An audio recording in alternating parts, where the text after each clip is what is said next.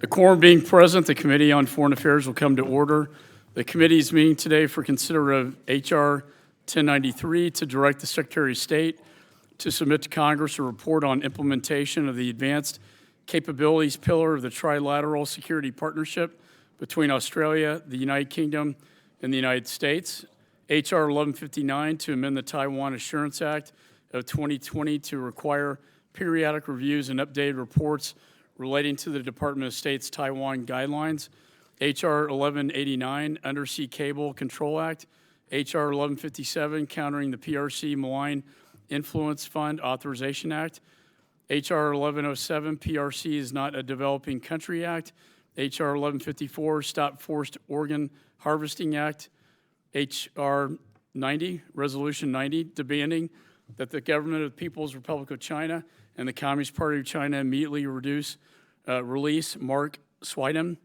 H.R. 1151, Upholding Sovereignty Airspace Act.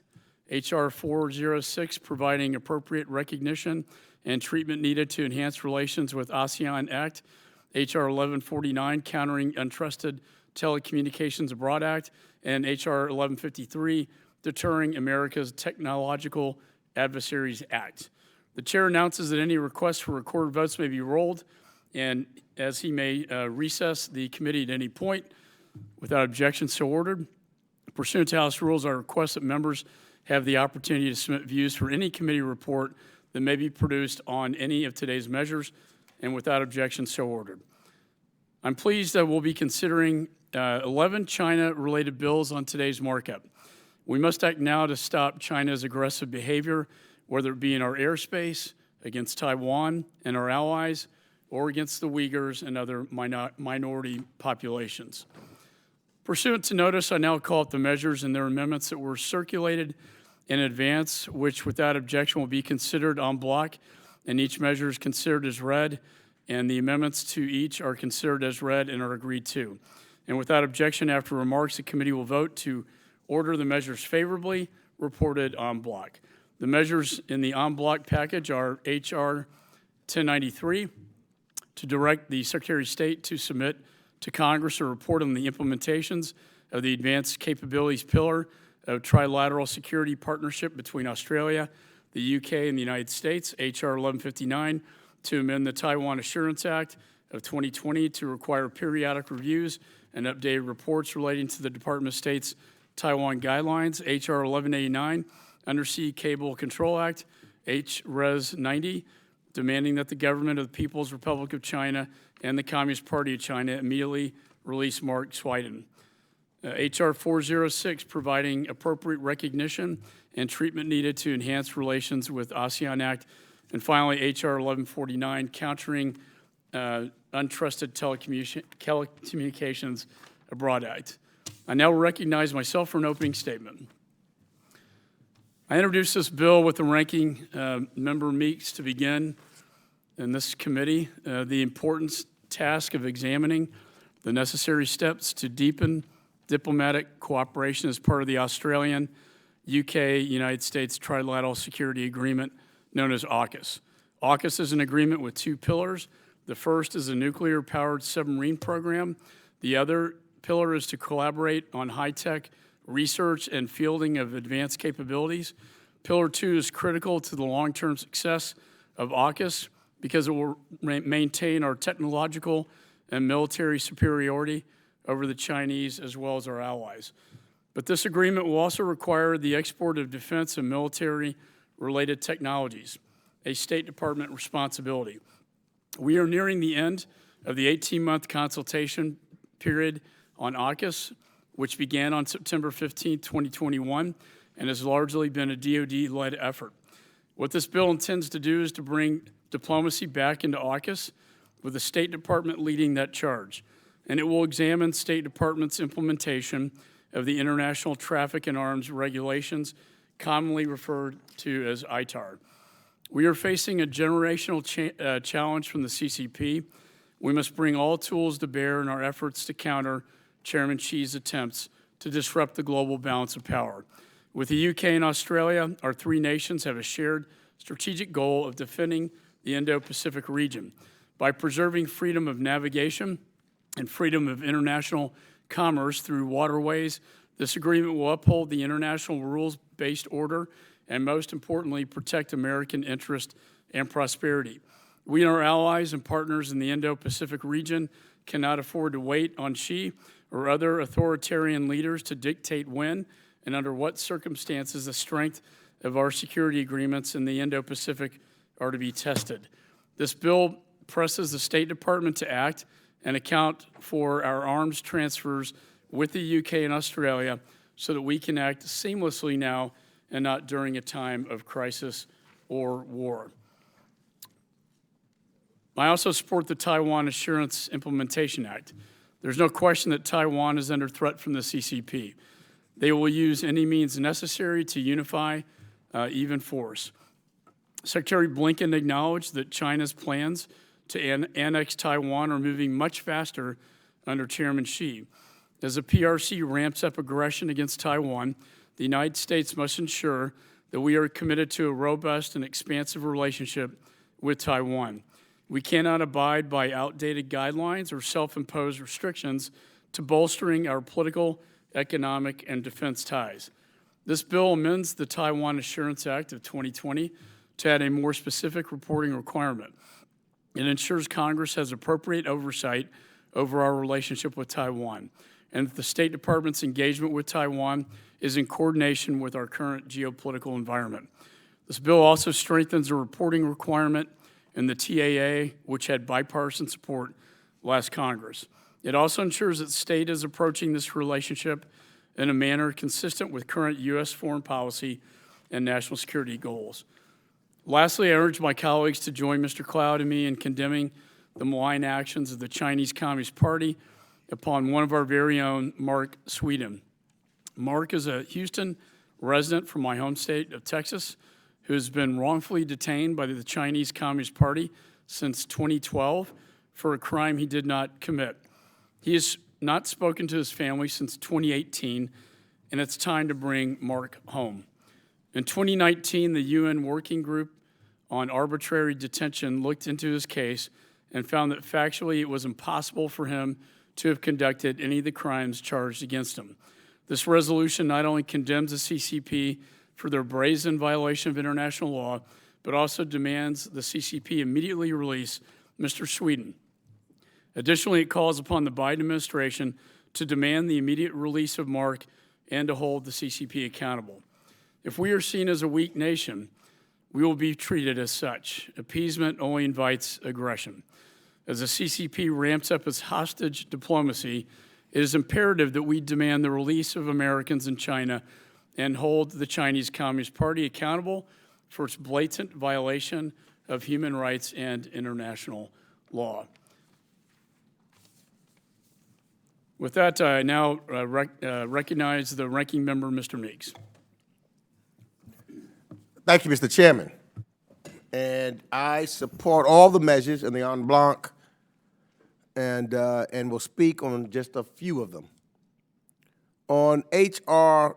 1093, as the United States looks to build on the important shared security partnerships with Australia and the United Kingdom within the AUKUS framework, I am proud to co-lead this bipartisan initiative with you, Mr. Chairman, on advanced capabilities as we engage in strategic competition, sharing our own advances in defense capabilities in a safe, secure, and regulated manner with our partners is critical to this effort, and I again thank you in working together on this particular bill.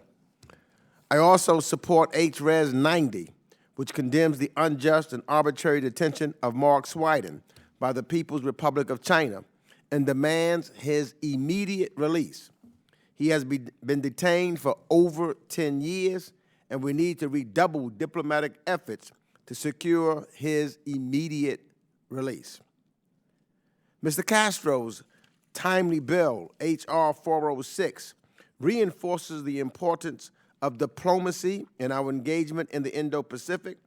This measure strengthens our diplomatic ties with the Association of Southeast Asian Nations, or ASEAN, one of the most critical regional organizations in the Indo-Pacific region. H.R. 1149 authored by Ms. Weil, takes several steps that will promote our foreign policy interests, bolster our national security, and aid our economy. It requires the State Department to ensure it is not relying on unsafe equipment in its embassies across the world. It authorizes the State Department to provide diplomatic support for telecommunication projects and pushes the United States Trade and Development Agency to finance important telecom projects.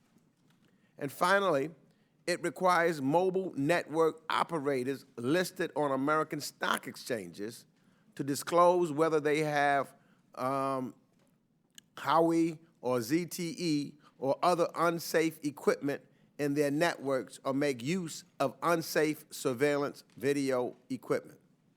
And I'm also glad to support H.R. 1159 by Rep. Wagner and my friend Jerry Connolly to amend the Taiwan Assurance Act, a bill that I think that is important and again speaks to the bipartisanship of this committee. And with that, Mr. Chairman, I'll yield back the balance of my time. Do any other members seek recognition on the en bloc? Ms. Wagner. I thank you, Chairman McCaul, and I want to thank Ranking Member Meeks. I'd also like to thank them both so much for working with me on H.R. 1159, the Taiwan Assurance Implementation Act, which will ensure tangible and sustained progress in the U.S.-Taiwan relationship. I'm happy to say it has been included in this en bloc package. I'd also like to sincerely thank Representative Connolly for co-leading this legislation. He is truly a respected voice of authority on this issue and a tireless champion for the U.S.-Taiwan relationship. There can be no question that U.S. support for Taiwan is not just bipartisan, but nonpartisan. And I thank the gentleman for working with me to advance the Taiwan Assurance Implementation Act. Confronting China is a once-in-a-generation challenge. To guarantee the prosperity of American communities for our children, we must defeat China's plan to replace the United States as the world's preeminent power. If we are to be successful, we cannot be ruled by fear. That means boldly standing by our friends and partners, particularly Taiwan. But for decades, the United States unilaterally restricted its engagement with Taiwan to appease China, subjecting our partners to an exhaustive set of arbitrary guidelines and checklists to avoid being the slightest chance of offending Beijing. These guidelines dictated how and where U.S. diplomats could meet their Taiwanese counterparts, what symbols Taiwanese officials could display, and who was permitted to visit each country. In 2020, Congress pushed the administration to move beyond these outdated, unnecessary restrictions by passing the Chairman's Taiwan Assurance Act. Former Secretary Pompeo moved decisively to implement this important law, declaring all self-imposed guidelines null and void, and our partners in Taiwan welcomed this unmistakable show of support, hailing the decision as an end to decades of discrimination. However, the administration has declined to continue this policy of resolute, unflinching public support. And hiding behind opacity and red tape hurts our partnership with Taiwan at a moment when we need to be standing shoulder to shoulder with our allies and our partners. Any waffling invites bullies like Xi and Putin to push the envelope. With Russia trying to change the borders of an independent and sovereign neighbor by force, and China threatening to do the same to Taiwan, the United States must not waver. The geopolitical situation surrounding Taiwan is changing rapidly. Our relationship with Taiwan must be flexible enough to meet these new challenges. Unfortunately, the State Department's classified Taiwan contact guidelines are often not conducive to a robust relationship with Taiwan, and Congress has little insight into the decision-making behind these guidelines. This Taiwan Assurance Implementation Act would reauthorize the 2020 law, strengthen its reporting requirements, and require greater transparency from the State Department. It would ensure the United States is approaching its relationship with Taiwan in a manner that deepens our relationships with democratic partners who are under threat by aggressive dictatorships. And it would ask the administration to identify opportunities to lift remaining self-imposed restrictions on engagement. I urge each of my colleagues to support this important bill and vote yes on the entire en bloc package, which I wholeheartedly support. And I yield back, Mr. Chairman. Thank you. Do any other members seek recognition on the en bloc? Mr. Connolly is recognized. Thank you, Mr. Chairman. And I want to thank you and Mr. Meeks for a bipartisan en bloc package. And I want to thank my friend, Ms. Wagner, for her leadership on this Taiwan legislation and join her in urging our colleagues to vote for it today. The Taiwan Relations Act is unique in many ways in foreign policy for the United States in that it originated in Congress itself. It was not an executive branch initiative. It was a legislative branch initiative in response to the normalization of relations with Beijing. And it was designed to provide a very thorough, clear architecture, not always clear, sometimes ambiguous for a reason, governing our relationship with Taiwan. And to me, central to that is the ability of Taiwan to defend itself with our help. That's a promise, as you pointed out this morning, Mr. Chairman, that sometimes has been kept in the sort of in the breach and sometimes has been kept in a very slow-moving way. And that's not the right signal to send to an aggressive Xi Jinping who is moving on many, many fronts, threatening his neighbors, encroaching on territorial waters and airspace, making ludicrous claims about the entire South China Sea,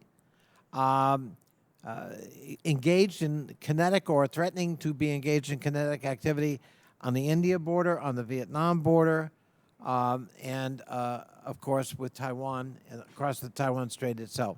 So this is the time for the United States, especially this Congress, to be very clear and very firm in reasserting our support for the right of the Taiwanese people to decide when and how and if they're going to manage their relationship with Beijing. So I welcome this legislation, proud to co-sponsor it, thank my friend from Missouri for her leadership, and urge my colleagues to support it. Thank you. I yield back. Thank you. Any other members seek recognition on the en bloc? Mr. Mass is recognized. Thank you, Mr. Chairman. I want to, number one, just express my support for the en bloc package, and number two, speak about an issue that we're addressing in this en bloc package, and that is undersea communications through cable. It's something that such a huge percentage of our communications, be it financial, be it telecommunications of any sort, it is the mode of transferring that transocean. It's something that year after year we see an increasing amount of Chinese companies investing in the technology needed to bring this to fruition. The exact same Chinese Communist Party that wants to see America topple and communism on top, whether that's just for China or for Russia or for other dangerous allies that they have made, that cannot be the entities that we have to look to get the equipment, the parts, the technology that we need to be able to communicate across the globe. It's not just dangerous for the United States of America, it's irresponsible. And in this en bloc package, I'm proud to see that this is an issue that we are addressing here very directly. And in that, Mr. Chairman, I thank you for the assistance on the legislation. I thank you for the en bloc package as a whole, and I yield back to you the remainder of my time. Thank you. Gentleman yields back. Any other members seek recognition on the en bloc? Mr. Cicilline is recognized. Thank you, Mr. Chairman. I think it's very clear that members of this committee on both sides of the aisle recognize that the People's Republic of China's continued economic coercion and aggression in the Indo-Pacific presents serious challenges to our national security. To meet these challenges, the United States must be prepared to confront them with American leadership, diplomacy, and investment. And that's why I strongly support Representative Castro's H.R. 406, Partner with ASEAN Act, and this en bloc package, and urge my colleagues to do the same. The Association of Southeast Asian Nations, or ASEAN, provides a unique opportunity for the United States to expand our diplomatic architecture, strengthen our relationships, and advance our shared goals in the region. I was pleased to see the Biden administration announce the launch of 5 high-level dialogues as part of the newly established U.S.-ASEAN Comprehensive Strategic Partnership to expand engagement on issues from women's empowerment to climate and energy. The U.S.-ASEAN Comprehensive Strategic Relationship is critical to enabling the United States and ASEAN to cooperate on a number of regional issues like tackling food insecurity, improving access to clean water, expanding opportunities for women entrepreneurs, investing in sustainable infrastructure, and expanding maritime cooperation to counter illegal fishing. At a time of strategic competition between the United States and China, it is time for Congress to pass the Partner with ASEAN Act and affirm this important relationship between the United States and our Southeast Asian allies. Other major regional international organizations, such as the European Union and African Union, have been recognized under the International Organizations Immunity Act, and ASEAN deserves to be held to the same standard. I'd like to again thank Representative Castro and Young Kim for their leadership on this issue, especially during this moment of strategic competition with China, and with that, I yield back. Gentleman yields. Any other members seek recognition on the en bloc? Mr. Smith is recognized. Thank you very much, Mr. Chairman. And like other members, I support all of the bills embedded in the en bloc, and I thank you for your leadership on all of this. I would like to speak very briefly in support of Brian Mast's bill, H.R. 1189, the Undersea Cable Control Act. My colleague from Florida, who has also just been reappointed as a member of the Congressional Executive Commission on China, which I chair, I want to offer my congratulations to him, has pinpointed another overlooked area of strategic importance, undersea cables. His legislation would eliminate the transfer of sensitive technologies to our adversaries, i.e. the People's Republic of China, that could be used to enhance their undersea cable capability and threaten another area of U.S. technological preeminence.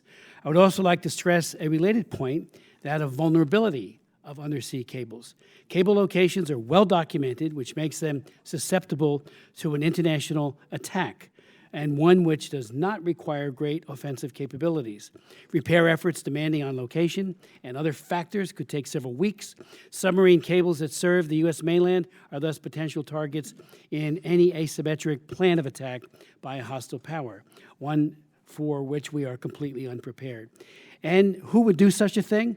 Well, just last week, Chinese fishing boats, or in reality, Chinese maritime militia, under the guise of fishing boats, severed several cables in the Matsu Island, the offshore island still controlled by Taiwan, which many will recall was a crisis point in the 1950s. 2 cables were cut, the 20th time in the past 5 years that the cables have been so disrupted.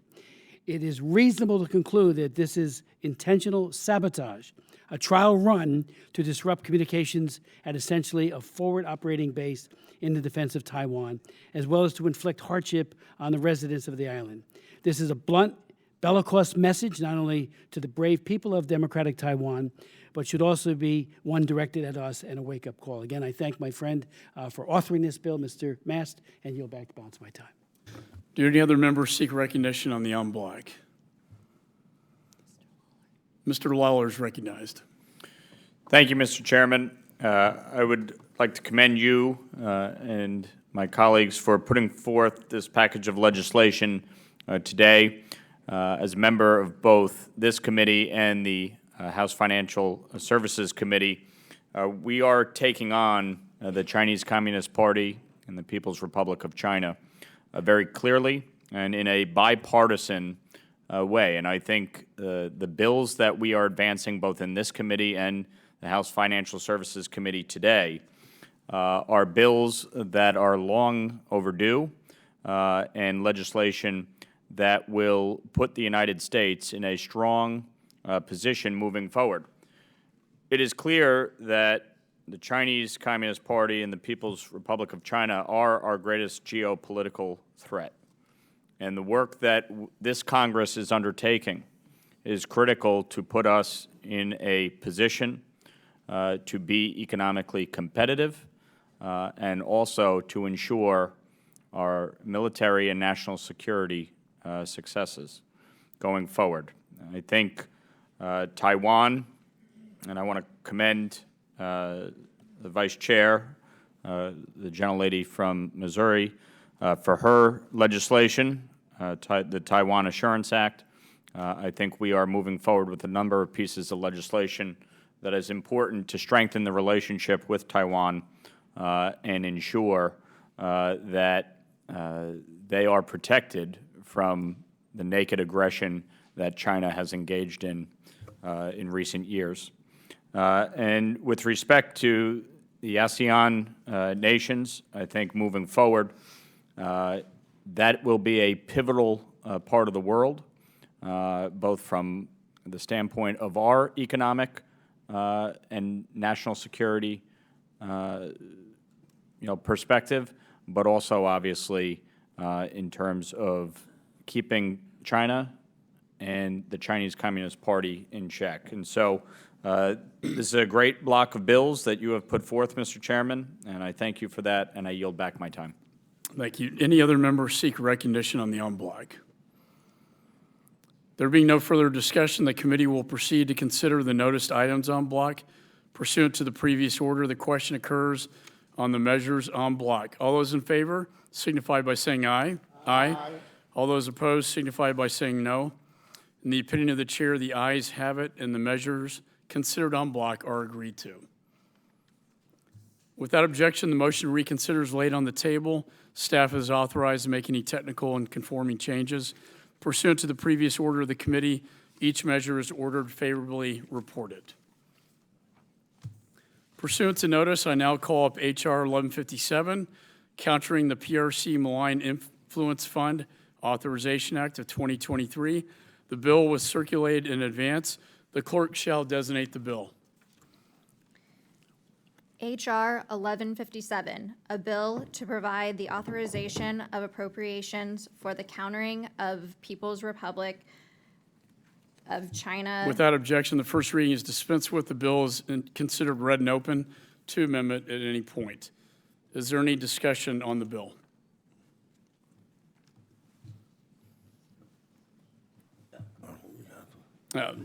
Ranking member, Mr. Meeks is recognized. Thank you, Mr. Chair. We must authorize funds for the Countering People's Republic of China's Malign Influence Fund to position USAID and the State Department for Strategic Competition with China. This should be a bipartisan bill. It is unfortunate that despite our best efforts, it isn't. We want the State Department to be laser focused on the challenges posed by the PRC. But we also need to make sure that our institutions are nimble and have the flexibility to address what is likely to going to be a constantly evolving series of challenges, and the rigid language in the bill does not provide for this flexibility. Given the amount of money this bill authorizes, it's important that we have strong bipartisan deliberation on the strategic focus and the future of this fund. And with that, Mr. Chairman, I yield back the balance of my time. Gentleman yields. Is there any further discussion on the bill? There being no further discussion of the bill, the committee will move to consideration of amendments. Does any member wish to offer an amendment? Mr. Chairman? The ranking member, Mr. Meeks, is recognized. I have an amendment number 15 at the desk. Clerk shall distribute the amendment.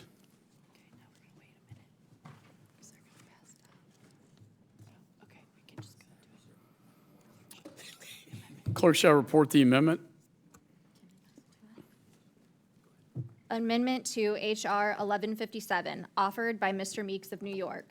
Section 2A, in the matter preceding paragraph 1, strike the dollar amount and insert $400 billion.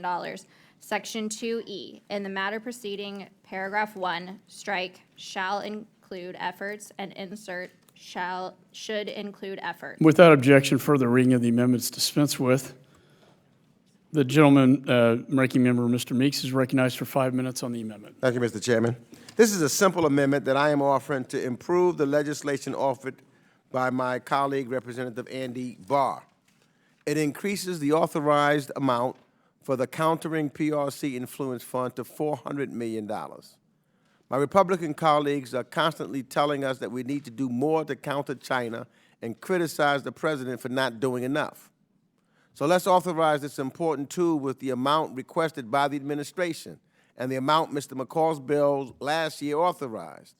And let's make sure our diplomats and development professionals are set up for success. The amendment also makes 2 minor edits to the bill so that our diplomats are able to be nimble in the face of an ever-evolving set of challenges posed by Beijing. I hope my colleagues on the other side of the aisle will consider this amendment seriously. With this amendment included, I would enthusiastically support the underlying bill. So I urge my colleagues to support this amendment, and I yield back the balance of my time. Gentleman yields back. I oppose this amendment for the following reasons. The current year appropriations are $325 million. House Appropriations Committee has asked us not to go over that amount given larger 150 account concerns. We also need to find a cut-go for the Meeks requested increase. Do any other members seek recognition? Mr. Mass is recognized. Thank you, Mr. Chairman. I rise in opposition to the ranking member's amendment. This amendment, it attempts to weaken the strict reporting requirements in this bill, and it doesn't conform to the actual appropriations of the Countering Malign Influence Fund. This amendment, it does something important. You look at Section 2E, where it says in the matter preceding paragraph 1, it says strike shall include efforts, and insert should include efforts.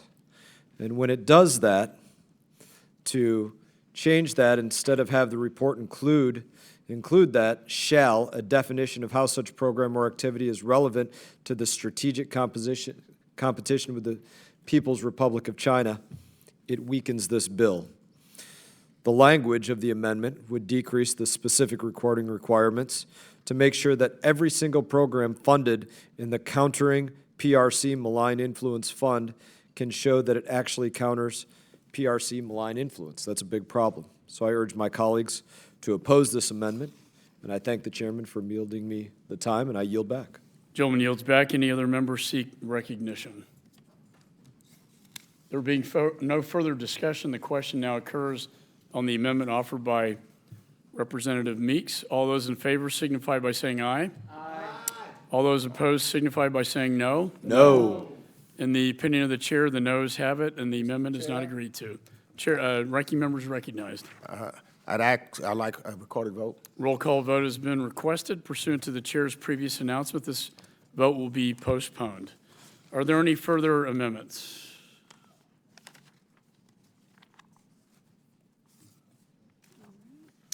There being no further amendments,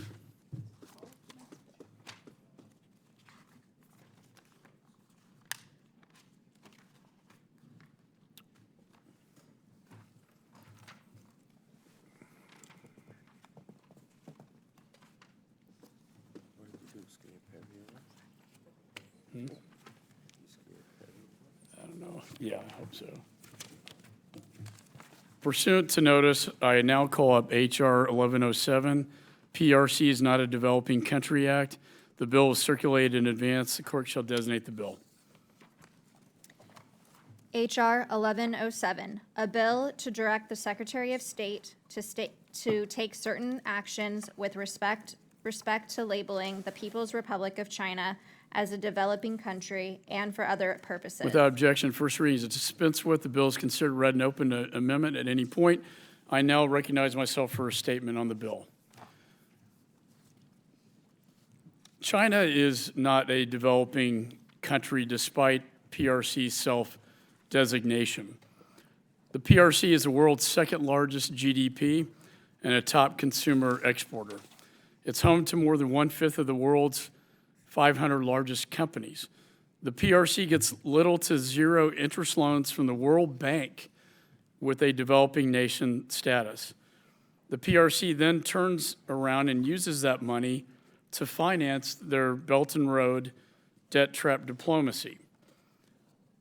This ends up holding other nations hostage or leaving them bankrupt through their malign activities to expand their footprint around the world, often raping countries of their truly developing nations of their natural resources. It allows the PRC to get almost zero interest-free loans and charge you serious interest rates to truly developing nations who then turn around into a debt trap. Eventually, the IMF comes to their need with a bailout. This is the PRC's ability to manipulate current global institutions that we have at the United Nations. For the life of me, I don't know why we allow them to continue with this developing nation status that they use to their advantage to finance their Belt and Road initiatives. And for these reasons, among many more, it allows them to compete with the United States in space and hypersonic technology. I've been a longtime proponent of ending this designation. They are no longer a developing nation as they were when they first entered the WTO and the World Bank. And for that reason, I would support this amendment or this bill. And with that, I yield back. Would my friend yield? And Mr. Connolly is recognized. I thank my friend for yielding. I just want to associate myself with his remarks. I saw this bill and felt, it's about time. China has managed to become a great country, but not always through noble means. It has stolen intellectual property. It's extorted from companies that invested in it. It has intimidated its neighbors. And as you said, it has manipulated the international machinery to its advantage. China is no more a developing country today than we are. And it has benefited unfairly at the expense of others, including us, to get to a competitive position. Well, it's now the second largest economy in the world, largest military in the world, and it is more than capable of standing on its own 2 feet and competing with the rest of us on a level playing field. So I enthusiastically support the bill and associate myself with your remarks, Mr. Chairman, and thank you for yielding. Yeah, I think the gentleman from Virginia well stated. I think we can all agree on this one. Is there any further discussion on the bill? Mr. Meeks is recognized. Thank you, Mr. Chairman. I strongly support this bipartisan measure and thank Representatives Young Kim and, of course, Representative Jerry Connolly. Despite being the world's second largest economy, the People's Republic of China often enjoys, as indicated, and seeks the status of a developing country. And they do this in international treaties and organizations to gain undeserved special treatment or to avoid taking on greater global responsibilities. This bipartisan measure calls on the Secretary of State to take diplomatic action at various international organizations and treaties on which China is a member to change the PRC's status to an upper, middle income, high income, or developed country. Propose the development of such mechanism if one does not exist, and prevent the PRC from gaining preferential treatment if it does have the status of a developing country. The steps this measure calls for highlight why it is so critical that the United States remain engaged and present in international organizations and treaties. It's only by engaging can we change things. As we have seen time and time again, if the United States takes our ball and goes home, China immediately fills the void and takes advantage by shaping and guiding the institutions for its own benefit. This is a good bill. It sends the right message, and I support this measure and urge my colleagues to do the same. I yield back the balance of my time. Gentleman yields. Is there any further discussion on the bill? Mr. Hill is recognized. Thank you, Mr. Chairman, and thank you for your leadership in this package of important bills today, particularly the ones that counter the Chinese Communist Party. I'm glad that Representative Young Kim is now also a member of the House Financial Services Committee, where she's bringing her expertise she's demonstrating in this bill. I want to associate myself with the comments made by Mr. Connolly and you, Mr. Chairman, and say that this is a good and important measure. You know, China is deeply involved in the multilateral at the United Nations and in the multilateral banks. And this is a way for us to send the signal that it's time for them to graduate from developing country status, and use this as a wake-up call with our friends and allies around the world to be absolutely, as Ranking Member Meeks said, engaged in the multilateral. When we cede this space, the Chinese take it. And if you have concerns about who's appointed at the World Health Organization, you ought to be involved. If you're concerned about telecommunication standards in the world, then you ought to be involved in the multilateral process. So at the World Bank, China's down to $1 billion a year credit capability, and as Chairman McCaul has said, that's really like a carry trade. They get $1 billion from the World Bank, and then they're out making predatory loans around the world as the world's current largest creditor country. It just makes no financial sense whatsoever. So I think Young Kim has, with her bipartisan colleagues, including Jerry Connolly, have a bill here that we should all support, and that we should have and persuade the other G7 countries to support this kind of effort as well. And with that, I yield back to the chair. Gentleman yields. Is there any further discussion on the bill? Mr. Smith is recognized. Thank you so much, Mr. Chairman. I want to thank Young Kim for this very important bill regarding the ongoing labeling of the PRC as a, quote, developing country.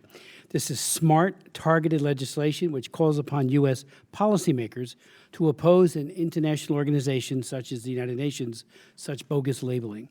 The PRC is now a wealthy nation, much of it ill-begotten, and it directs much of its wealth towards placing countries such as Sri Lanka, Uganda, and Djibouti into debt bondage, bribing and corrupting local politicians the world over as it seeks to create dependency via programs such as the Belt and Road Initiative. The PRC should not be preferenced as a developing country when the reality is that it is now an upper-income developed nation which has directed resources outward as well as militarily in order to threaten the global order. I yield back and I applaud her on her bill. Gentleman yields. Is there any further discussion on the bill? Mr. Davidson is recognized. Move to strike the last word. Thank you, Chairman. Thanks to our colleague, Young Kim, for introducing this bill. I applaud the effort and have personally been affected prior to coming to Congress as the owner of manufacturing companies in Ohio by China's refusal to comply with the terms of the World Trade Organization framework. They exploit the developing nation status, and this bill hopefully will correct that. I do have an amendment. I appreciate the hard work of Young Kim and her staff and the committee staff to try to get language that will make it even stiffer. The underlying bill contains a provision that would be waivable by the President. And, you know, we continue to surrender our authority, and I think it's important for us to stake claim to that and say, well, under what conditions would you be able to waive it? And if you want a waiver, why not come back to us? But nevertheless, you know, as has been highlighted, China is a net lender to countries. And frankly, when you look at a metric called the net international investment position of countries, which is, you know, what we own of the world versus what the world owns of us, for the United States, the world owns more of us than we own of them. China is the opposite. Germany is frankly in the strongest position per capita at about 32,737 per capita. But the United States is in a deficit of nearly $50,000 per capita. You know, China is in the middle of the pack in this metric, but they have a net favorable investment. So they own more of the world than the world owns of China. Now, a lot of that goes with their refusal to comply with the terms of the World Trade Organization. And the exploitation of the developing country status is just the tip of the iceberg in terms of how they're exploiting it. But I am so thankful, Chairman, that you're moving this bill early in our markup and that it's so bipartisan to confront the abuses of China, because it's been bad for America, it's been bad for our economy, it's been horrible for our middle class and the constituents we represent. And I urge all of our colleagues to support the bill. Gentleman yields back. Is there any further discussion on the bill? Ms. Kim is recognized.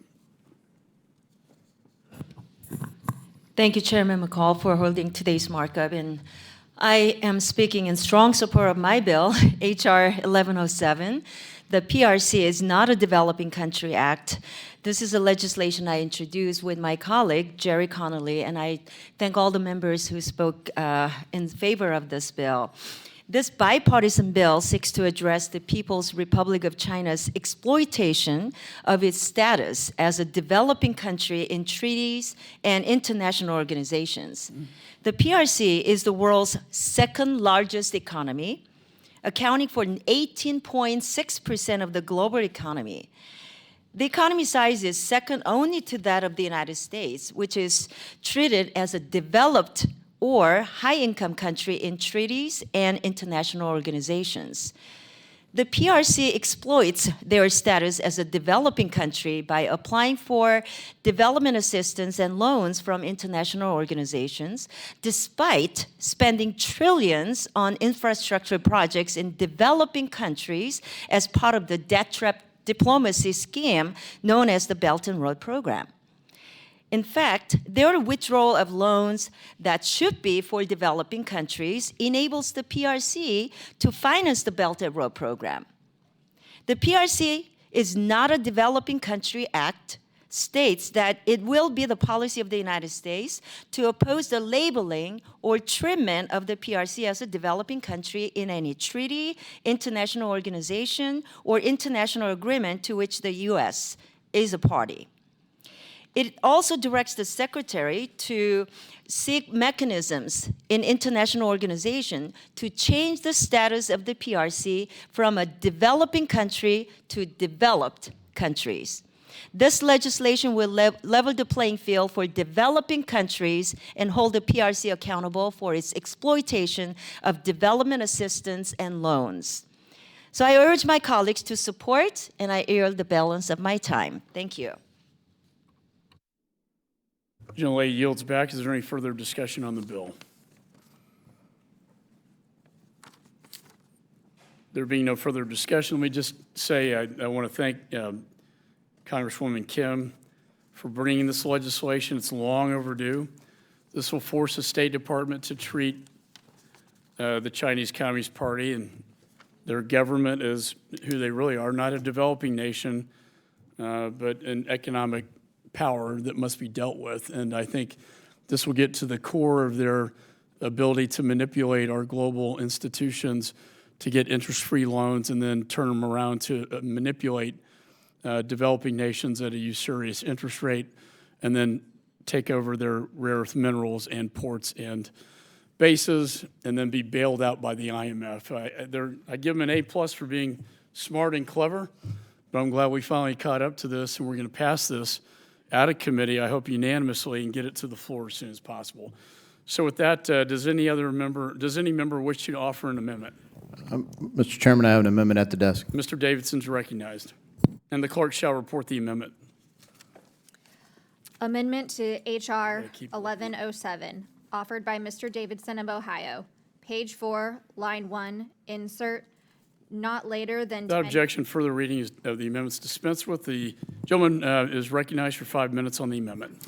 I thank the chairman, and I think, as I said earlier, the committee staff and Congresswoman Young Kim's staff for working together. This puts bounds on the administration in terms of their ability to just waive this requirement. So a lot of times we pass bills and we feel united in Congress, and they never become law because of the process for omnibus language, and it never sticks to the appropriations. And then we have laws that we're supposed to see faithfully executed by the executive branch. And they'll come and say things like we heard earlier in the hearing about the Uyghurs. And we ask about their opinions on matters, and it's like, well, at some level, while I am curious about your opinion, your job in the executive branch is to faithfully execute what we passed and becomes law. And I just, think this is such an important measure that we don't want them to just say, well, the Chinese people are going to get mad. Well, we know they're going to get mad. They've used this to their great advantage overall. And, we've seen our people back home all over the country jumping up and down, hopping mad, because we're not confronting China. And in this Congress, in this moment when we're united, I would hate to give the administration an out. So while I had hoped that we could land on language that was maybe even tighter, this language does tighten it up and make it harder for the administration to waive this requirement, to say, you are going to stop supporting China's claim that they are a developing economy. I would appreciate the thoughtful consideration of the amendment. I urge all of our colleagues to support it, and I yield back. Gentleman yields back. Let me just say I support this amendment. And do any other members seek recognition? There being no further discussion, the question now occurs on the amendment offered by Mr. Davidson. All those in favor signify by saying aye. Aye. All those opposed signify by saying no. In the opinion of the chair, the ayes have it, and the amendment is agreed to. Are there any further amendments? There being no further amendments, I move that the committee report H.R. 1107 as amended to the House with a favorable recommendation. All those in favor signify by saying aye. Aye. All those opposed signify by saying no. In the opinion of the chair, the ayes have it, and the motion is agreed to. Without objection, the motion to reconsider is laid on the table. Staff is authorized to make any technical and conforming changes.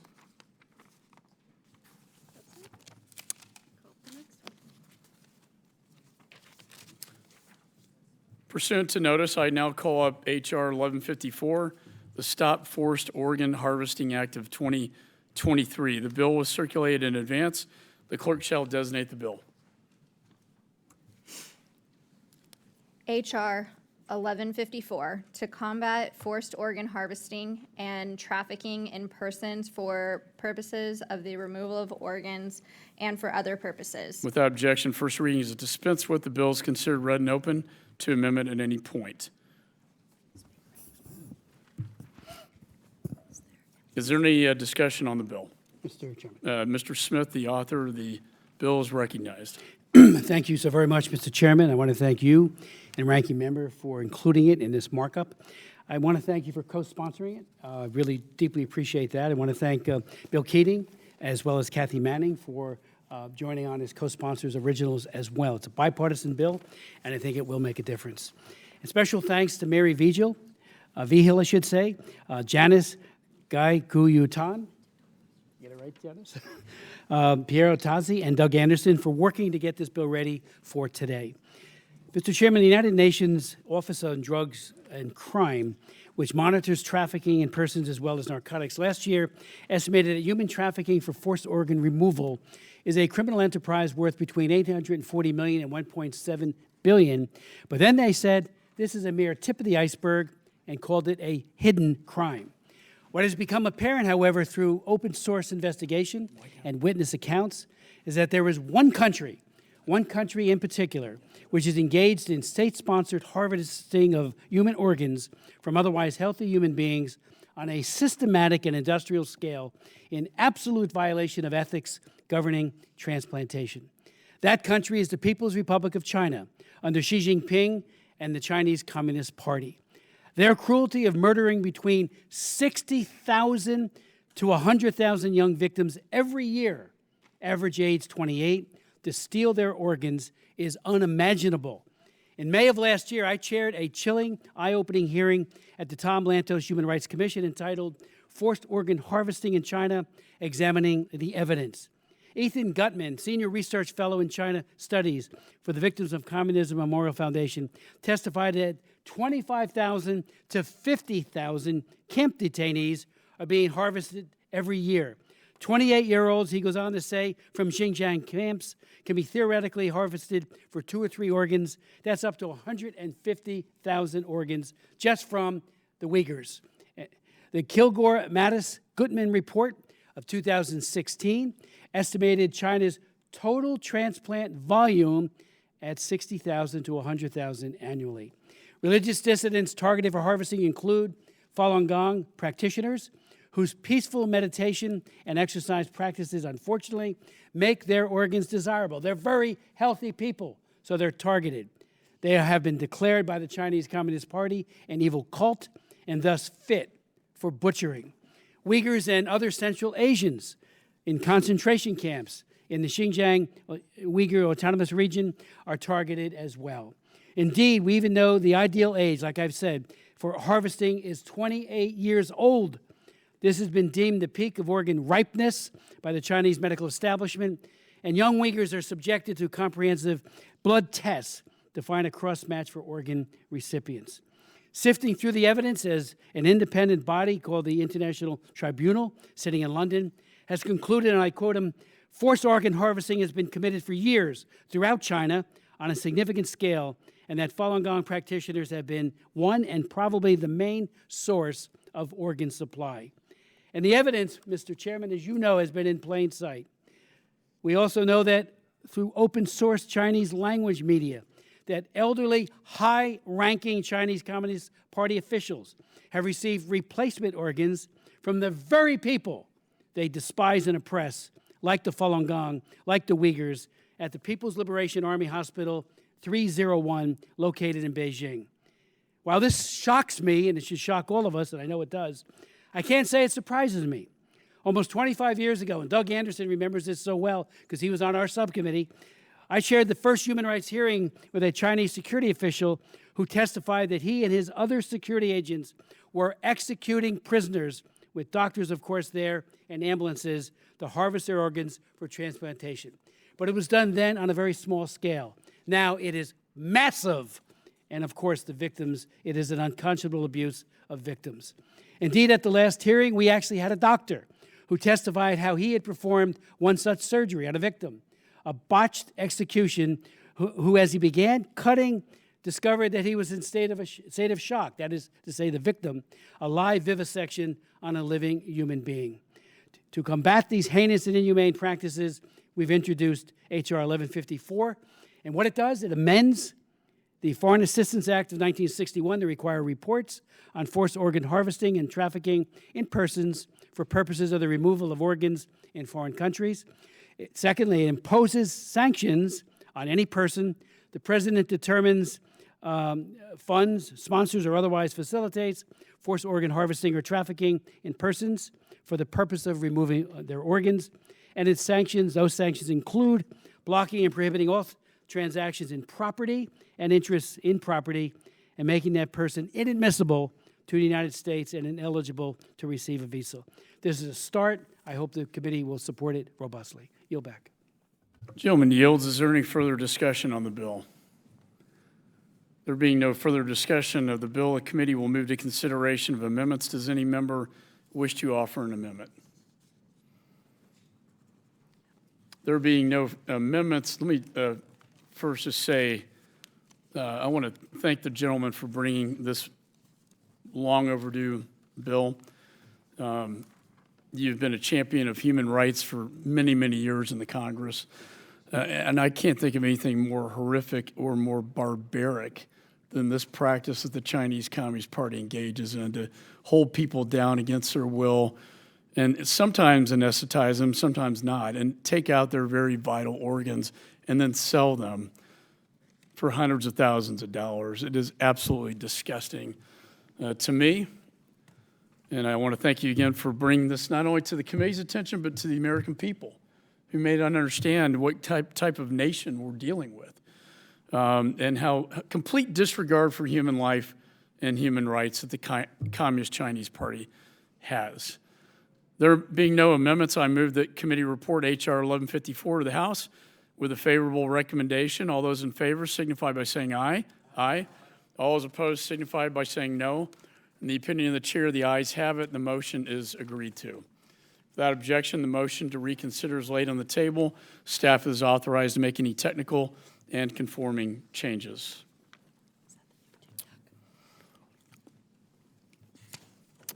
Pursuant to notice, I now call up H.R. 1153, Deterring America's Technological Adversaries Act. The bill was circulated in advance. The clerk shall designate the bill. H.R. 1153, a bill to provide a clarification of non-applicability. Without objection, first reading is dispensed with. The bill is considered read and open to amendment at any point. I now recognize myself for an opening statement. While the nation looked at the sky in disbelief as a spy balloon from Chinese Communist Party's military traversed the continental U.S., gathering sensitive data and sending it back to the mothership in Beijing. Many Americans do not realize one of the greatest surveillance efforts from the CCP has been silently gathering personal data in their pockets.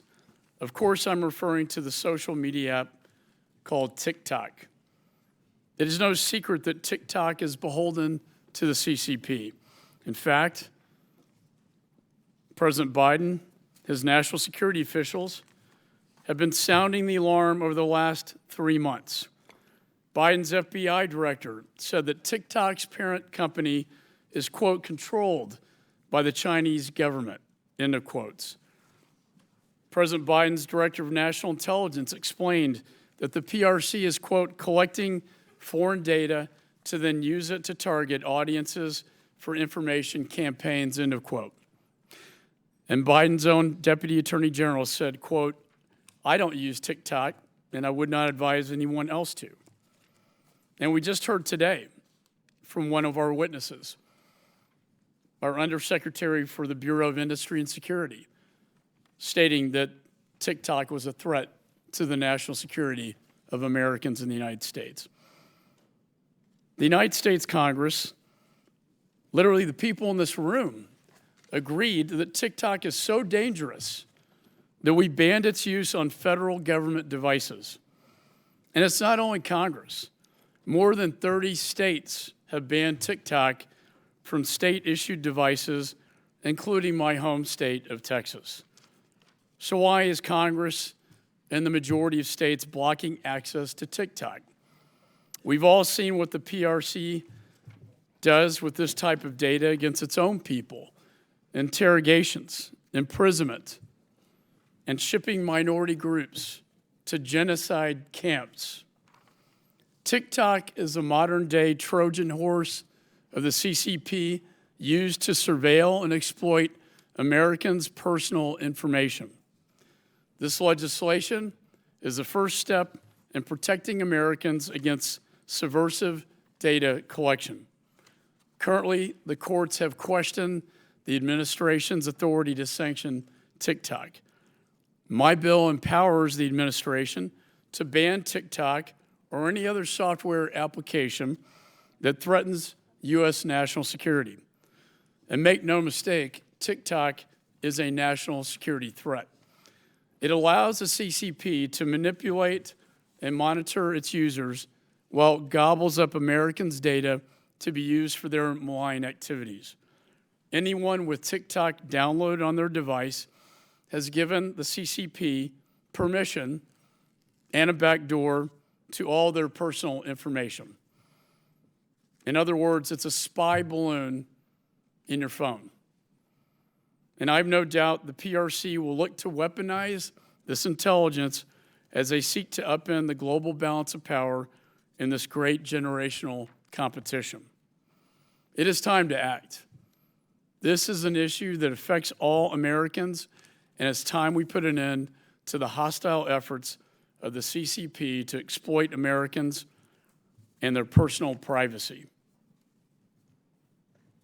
And I urge my colleagues to support this bill, as we did impose this on all members of Congress. Is there any further discussion on the bill? The ranking member, Mr. Meeks, is recognized. Thank you, Mr. Chairman. I oppose this measure, and I do so actually regretfully, given that I strongly prefer when you and I work together and able to figure and work something out collectively. But on this, I forcefully and unequivocally oppose. And that's because I think that this legislation would damage our allegiances across the globe, bring more countries into China's sphere, destroy jobs here in the United States, and undercut core American values of free speech and free enterprise. These ills are not just bad policy, they would actively undermine our national security. The legislation before us today is unvetted and dangerously overbroad. It applies mandatory sanctions to companies that have independent American subsidiaries without giving any consideration to the consequences. What would happen to these subsidiaries? The bill does not say.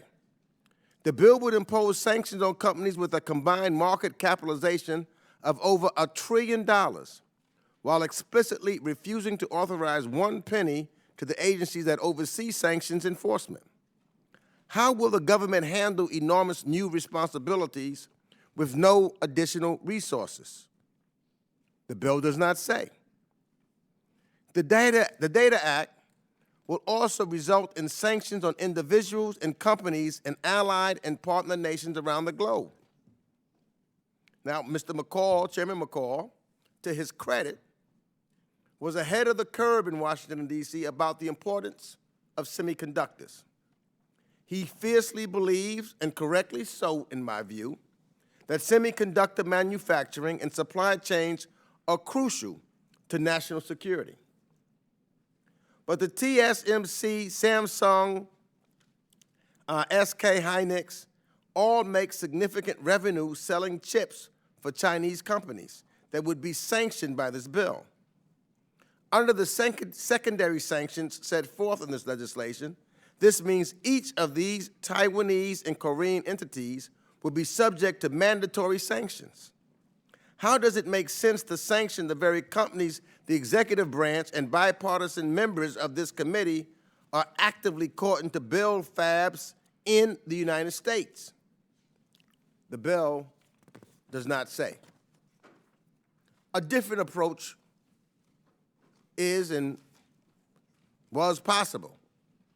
We could have held hearings before the markup and carefully crafted bipartisan legislation together. Instead, my staff and I received the text of this legislation a little over a week ago, and have only had several days to review a bill that would dramatically rewrite the rules-based international economic order. We specifically offered the chairman and his team a detailed outline of the scope of legislation we could accept under this significant time crunch, but ultimately, they were not amenable to that proposal. Even though this measure was noticed just a few days ago, and the text of the bill is still not available on Congress's official legislative website, companies, countries, and civil society groups have already reached out expressing concern about the scope and soundness of the legislation before us today. I believe my amendment and the nature of a substitute is the correct path that we must take. It will address the original stated scope of this bill, real and genuine privacy concerns related to TikTok, without causing more problems than it corrects. But if my substitute amendment is not adopted, I must oppose this legislation and urge all of my colleagues to do the same. With that, Mr. Chairman, I yield back. Jill yields back. Is there any further discussion on the bill? Ms. Wagner's recognized. I thank you, Mr. Chairman, and I support this piece of legislation. China's digital espionage programs are a colossal national security risk to the United States of America, and not just us, but also for all private citizens. The intelligence collected from American citizens through these programs supports the development of China's surveillance state. The executive branch needs clear authority to cut off the flow of private American data to the CCP through apps like TikTok. CCP data espionage empowers the abusive, as I said, Chinese, pardon me, lost my place here. It absolutely empowers the abusive Chinese government to reach ever deeper into the lives of its own citizens, especially Uyghurs, Tibetans, Christians, and dissidents. The U.S. should not be complicit in these abhorrent practices, and I support the chairman's bill to protect the privacy of American citizens and attack the CCP's mass surveillance systems, and I yield back. Gentlelady yields back. Is there any further discussion on the bill? Mr. Stanton is recognized. Thank you very much, Mr. Chairman. Data privacy is national security, and the U.S. government should take seriously any attempts by foreign governments or foreign-owned corporations to gather unlimited data on U.S. citizens. But the Data Act, in its current form, is a poor way to accomplish that goal. We are being asked to rush this bill through committee with no input from sanctions experts, technologists, the business community, or even the regulatory agencies who would be in charge of enforcing the ban. And I expect that they would have a lot of valuable feedback. The sanctions in this bill are extremely wide-ranging, with an unknown impact on other businesses operating in the United States, not to mention the real constitutional and legal questions this bill raises. If we want to get serious about protecting the data privacy of millions of Americans, about our national security in the 21st century, then this deserves close study and open dialogue, neither of which have happened. For that reason, I urge my colleagues to vote no. Let's do this correctly. Any further discussions on the bill? Mr. Cicilline is recognized. Thank you, Mr. Chairman. I'm wondering, Mr. Chairman, if you'd yield to a question.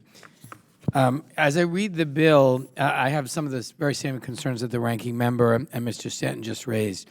This appears to be maybe the broadest sanction imposition I've ever seen and maybe ever imposed in history, and it's not permissive. It requires the imposition of sanctions. So I think when you think about the unintended consequences, there aren't provisions that allow the president or the administration not to impose them. So I think we have to be particularly careful here. And what I'm particularly unclear about is on page 12 of the bill, it requires the imposition of sanctions if it's reasonably believed to have facilitated or may be facilitating or contributing to China's, and it lists a number of things, military, intelligence, espionage, censorship activities. All those sound reasonable to me. But Roman numeral 4 says, control or use of recommendation algorithms that are capable of manipulating content. There's no definition in the legislation of what recommendation algorithms are. So we are requiring the imposition of sanctions against an organization that facilitates or may be facilitating or may be contributing to China's use of something called recommendation algorithms with no definition of what that is. And so I'm just wondering what the intent is. I've spent a lot of time studying algorithms, and I'm so heartened to hear my colleagues talk about the surveillance state, which allows technology platforms to relentlessly collect data, even here in America. But I think the dangers are particularly obvious with respect to the Communist Party of China. But this particular provision with recommendation algorithms, I have no idea what that means. And if we're requiring the imposition of sanctions, we ought to have a clear understanding, at least, of what that means. So I don't know if someone can answer that. Sure, and gentleman yield? Oh, of course. Yeah. The algorithms are manipulated by the PRC to send messages of influence, typically political messages on devices where TikTok has been downloaded as an app. This bill applies to PRC owned and facilitated use of this data with respect to military intelligence, espionage, or weapons proliferation activities. I think that's very clear. With respect to the fact this hasn't been discussed in the past, we discussed this on the EAGLE Act last Congress, as I recall. We've had a lot of discussion and debate on this. Why are we talking about this? Mr. Chairman, if I just ask, I don't, my question is not about military intelligence or espionage. I get that. If you go down 4 more lines, Roman numeral 4, it says, control or use of recommendation algorithms that are capable of manipulating content. What does that mean? Because recommendation algorithms is not a term of art. It's not defined in the bill. And again, this is requiring the imposition of sanctions if it's reasonably believed or that may be facilitating not just the items you mentioned, but also this item, control or use of recommendation algorithms that are capable of manipulating content. That, I don't even know what that is. And so before you're asking us to vote to require the imposition of sanctions on that might reach a number of different companies, it seems to me you ought to have an understanding of what's the attempt here. What is that language intending to require us, or require the administration to impose sanctions on it? This particular, you're talking about Clause 4, was actually brought to our attention by President Biden's national security team, that these algorithms, recommendations are being manipulated by the PRC to send messages to particularly most TikTok users or younger generation to influence them and to influence their political affiliation and to gain influence to to favor the PRC. Yeah. Again, why is this being brought up? Because the prior administration tried to ban it 3 times. The courts considered that ban and said that the president did not have legal authority to do so. All I'm trying to do is create a constitutional framework through which the president, and we don't have permissive language, you're correct in that, it is mandatory, that the president would sanction companies that fall within this definition that deal with military intelligence, espionage, weapons proliferation. Well, I thank you, Mr. Chairman. I would just say that I think what's most disappointing about this is I think there is broad and maybe universal support on this committee to do exactly what this bill attempts to do. But this is incredibly important that it be done right and that it be done well. And I think we all have confidence that if Mr. Meeks and you had the opportunity to work in this in a serious way, we would come up with a bill that would earn the votes of every single person in this committee. I'm not sure why we are being asked to sort of jam through what I think, with all due respect, is not well-written, doesn't have definitions about critical components. We all want very much to give the administration the tools that it needs, but in its current form, without a lot of amplification and a lot of definitions, it's difficult for me to support this, and I yield back. Is there any further discussion on the bill? Mr. Mass is recognized. Mr. Chairman, I yield to my colleague, Ms. Wagner. I thank my good friend and colleague from Florida for yielding. And I'd like to address, Mr. Chairman, this myth that somehow this bill is vague or overbroad. The sanctions clearly apply only to companies under CCP control and facilitating transfers of sensitive personal data to the CCP's military, espionage, influence operations, et cetera. I can also say that a national security waiver lets the executive branch decide the scope of actions preventing overbroad use. And lastly, I'd say it has a 5-year sunset, which means Congress retains a check whether to extend the sanction authority or not. And I'd also say that this is an urgent issue, a supreme national security risk. The Biden national security officials, including the head of this administration's CIA and FBI, are ringing alarm bells about TikTok and revealing extreme urgency. So I think there is clear and present danger. The timing and the urgency are necessary. I thank the gentleman for yielding. I don't know if the chair would like additional time or not. I yield back to the gentleman from Florida.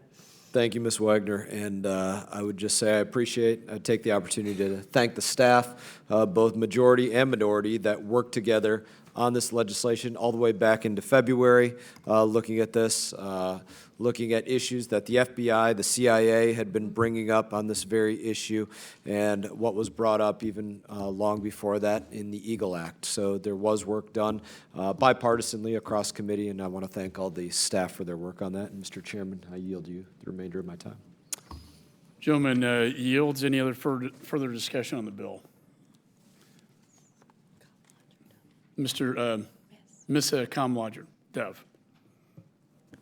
Thank you, Mr. Chair, and to our ranking member, Mr. Meeks. I want to speak to this bill. I am strongly opposed to this ill-conceived and hastily drafted piece of legislation which could decimate U.S. companies at no benefit to U.S. national security and has concerning implications for Americans' right to freedom of expression. I do believe, until this is worked out more clearly, that we should oppose this precipitous legislation. To me, this bill is clear evidence of an attempt to use a hot-button issue to jump into the spotlight with no regard for the actual policy impact. For one, the bill tries to bypass a review of the Biden administration's foremost experts on the topic, both CFIUS and the Commerce Department, which is drafting a strategy to address the implications of foreign-owned applications. And anyone who cares about protecting national security, and I know that's all of us, and not just scoring political points, would allow the experts to fully analyze every single angle of this issue and recommend the best course of action. Even more concerning are the bill's vague definitions, and they are, under which American companies with no real connection to the PRC's malign influence could conceivably be banned from doing business in the United States. And I'm concerned about this because of all of the entertainment companies that are in my district who could become collateral damage as a result of this ill-constructed bill. And given that their work in the arts is a key avenue for Americans' freedom of expression, I can also see concerning implications for the protection of civil liberties in this country. Clearly, this bill would have serious ramifications that members of this committee and civil society stakeholders have barely begun to address, but I know care for deeply. So I, once again, believe this to be harmful and counterproductive, and I certainly urge my colleagues to continue to work on this issue and oppose this bill in the meantime. I yield back the balance of my Would time. my colleague yield for a moment? Yes. I was interested by what you said. I was wondering if you could just elaborate on some of the companies that you said would be affected.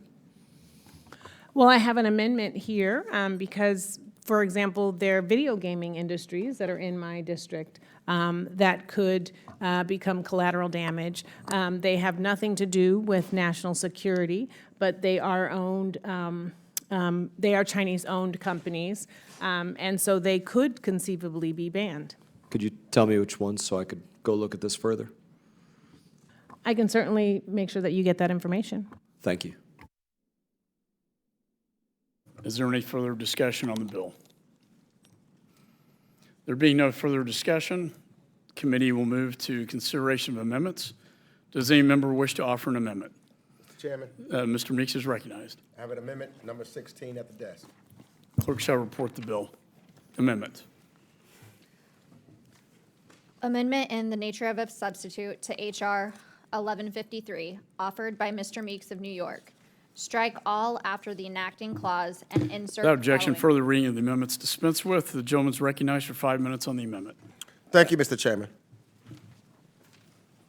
Based on our conversations, I was really expecting your legislation to focus more narrowly on TikTok rather than the entire Chinese economy. And with due respect, I believe that H.R. 1153 bites off more than it can chew, as I laid out in my comments on the underlying measure. And I'm offering this A&S amendment because I want to lay out a roadmap for a pragmatic approach to address the challenges that arise from TikTok's popularity. Let me be clear on this. I believe concerns about TikTok by the United States government and our allies are justified. And I supported the restrictions of TikTok on government devices, and I'm glad that the European Union and Canada have quickly followed us in this prudent step. More needs to be done as well. Americans' sensitive data should not be going to ByteDance's Beijing headquarters. Stories about TikTok employees using locational data to spy on journalists is entirely unacceptable. Whatever action the United States government takes must be thoughtful, holistic, and with our American values, which we must never yield on, in mind. For years, the PRC has banned American internet companies from operating in China on baseless national security concerns. The CCP forced out Google, one of the largest companies in the world, out of fear that their citizens could search for accurate information. Now, Chinese exchange students cannot even use their Gmail when they go home for summer break. So we should not blatantly imitate the PRC's censorship policies. More Americans use the TikTok app than citizens from any other country in the world. 6 of the 7 most followed accounts in the world are Americans. We should not dismiss the soft power that comes with the American way of life being broadcast all over the world. If our national security mandates more dramatic action, I don't oppose our taking it. But we cannot act rashly without consideration of the very real soft power, free speech, and economic consequences of a ban. My amendment lays out an alternative path. First, it asks the administration to decide if TikTok should be sanctioned under current law, be it the Global Magnitsky Act or the recently passed intellectual property violators sanctions legislation, which I was proud to get done last Congress. Second, I want to allow the CFIUS process to play out. The executive branch is working on a negotiated compromise with TikTok as we speak. And as I understand it, more drastic forced divestment options remain on the table if TikTok fails to demonstrate that it can keep American data safe. But we should not preempt this careful interagency process that I am confident will produce a result. Finally, my ANS comes with a real deterrent. Once a negotiated agreement with CFIUS is reached, my ANS requires the President to regularly notify Congress if TikTok is keeping its end of the deal. If the company is not, my amendment grants the President the power to sanction TikTok, notwithstanding the Berman Amendment. This will be an important lever to ensure the company's compliance. So I urge all of my members to embrace this tailored but still powerful approach to addressing TikTok. I also encourage my colleagues on both sides of the aisle on the Energy and Commerce Committee to develop privacy legislation that will keep Americans' data secure from the PRC's draconian national security law. We need to address TikTok, and this amendment, in the nature of a substitute, is a fine place to start. So I urge bipartisan support for my ANS, and I yield back the balance of my time. Gentleman yields. I oppose this amendment. Let me just first say that we have had discussions with the minority staff since all the month of February. We asked for edits, never saw anything of substance. I raised an amendment at the EAGLE Act in 2021. Everybody knows what TikTok is. If it's too dangerous to be on our phones as members of Congress, in my judgment, it's too dangerous to be on our children's phones. And that's the whole point of this bill. It's also the point of this bill to give the administration a constitutional framework within which to ban TikTok if it believes it's in the national security interest of the United States. It also mandates sanctions on companies engaged in espionage and involved with the military, the Chinese PLA. This was done after consultation with many legal experts, including many national security advisors within the Biden administration, many of whom have said, as I've mentioned before, that TikTok is a threat to our national security. I've met with many cabinet officials on this subject as well, and I will hold their conversations private. Suffice it to say, the OD9, the FBI director, the CIA director, all believe that this is a threat, a backdoor into our children's phones, a spy balloon into their phones. I've heard this over and over again. I believe the time to act is now. And I do not agree with the comments that somehow this is political or that any way this was brought in haste. We've been in discussions with the minority for a month on the language of this bill. We do have mandatory language. I don't believe permissive is proper at this point in our history. Again, the bill doesn't require the president to do anything. It doesn't give him the authority that he needs to address the threat of TikTok. I'm talking about the amendment and the nature of a substitute. My good friend, Mr. Meeks. I always like to work in a bipartisan fashion, and most of you who know me, including the ranking member, know that that is my style. But the time has come to protect our children from the PRC, from the Chinese Communist Party putting a back door in their phones.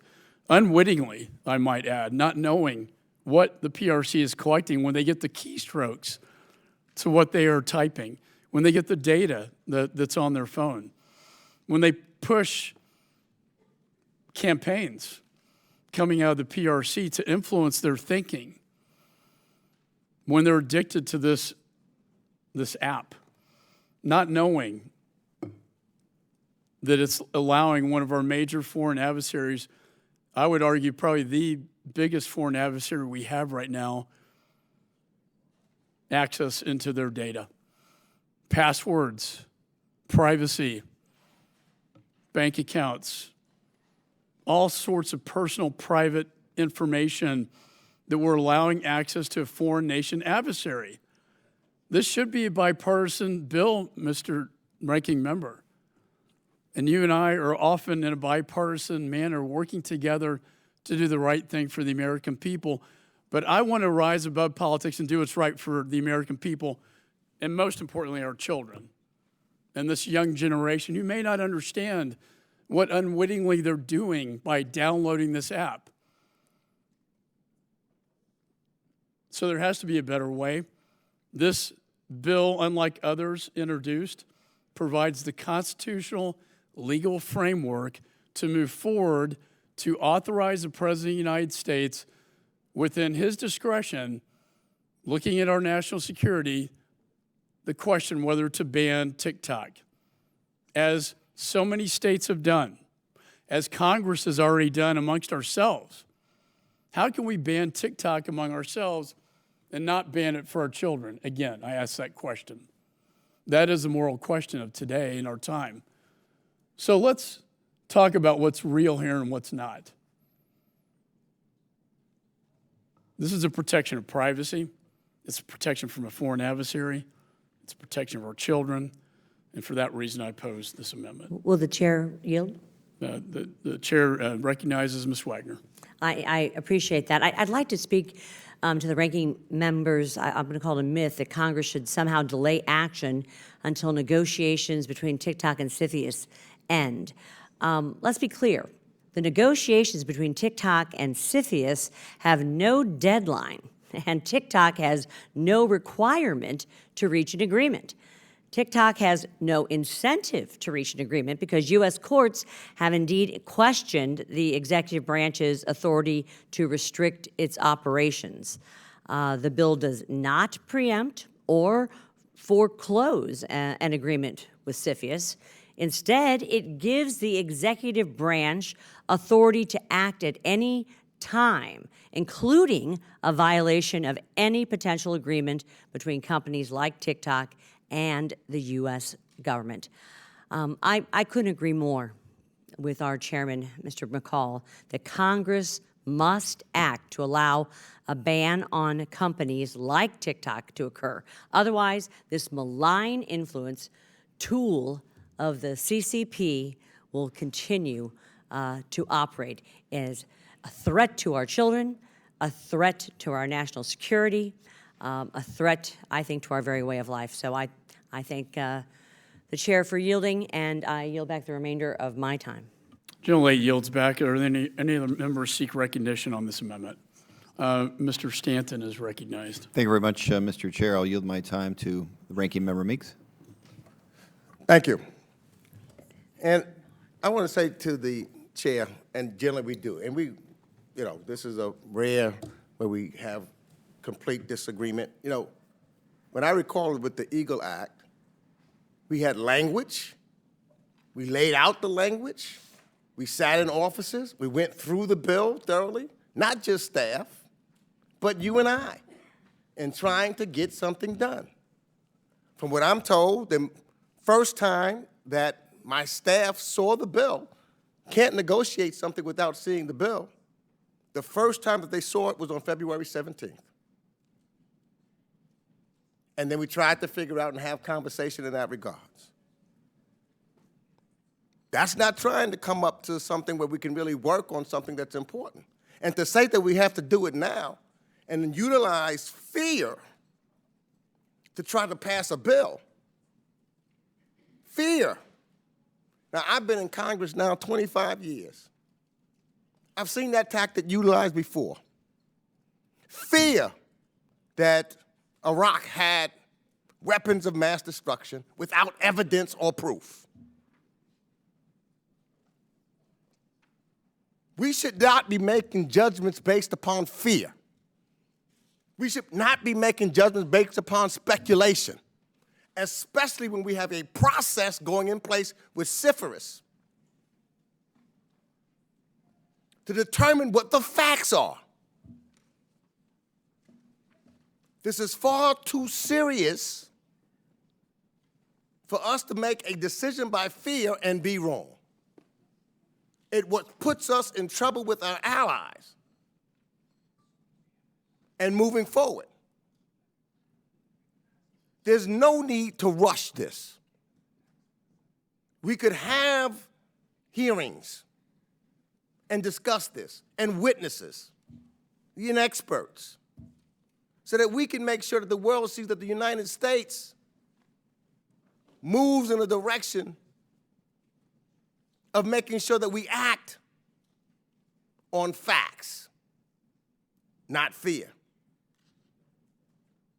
So, in my mind, we should get it right. You don't try a case without facts. Let's obtain the facts. Let's let the CFIUS process that's in work, that's in progress now to be completed. There's no need to rush it. Let's get it right. My ANS helps us. It focuses on what is in need right now. It gives us the flexibility to make sure that we move further if the facts show that they do. And it gives us the opportunity to, again, show the world that the values of the United States, the principles of the United States, and that we tell others we live by, and not following the arbitrary ways of the PRC as they've done to some of our companies, as I enunciated as an example with Google. We can do this the right way. With that, I yield back my time to Mr. Stanton. Yield back Mr. Stanton's time. Thank you, Ranking Member Meeks. I will yield back the remainder of the time to the chairman. Gentleman yields back. Any further discussion on the amendment?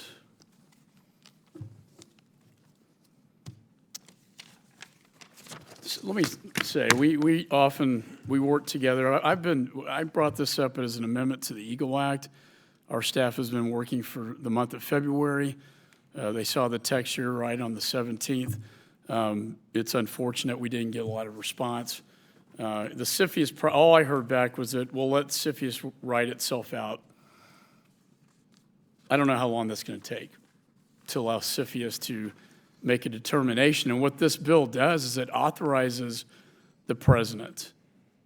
It actually gives him authority that the prior president administration did not have. So that if CFIUS is violated by ByteDance, TikTok, it gives the president authority to sanction them. And it gives him authority to ban TikTok.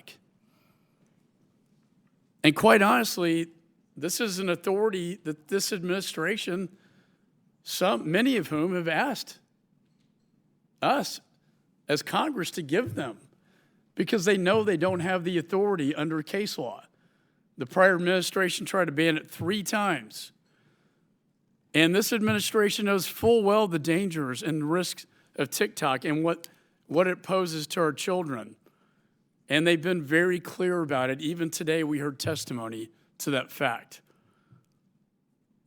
Again, we're providing a constitutional legal framework that the president can then sanction and act on this and ultimately ban if he deems it in the national security interest of the United States.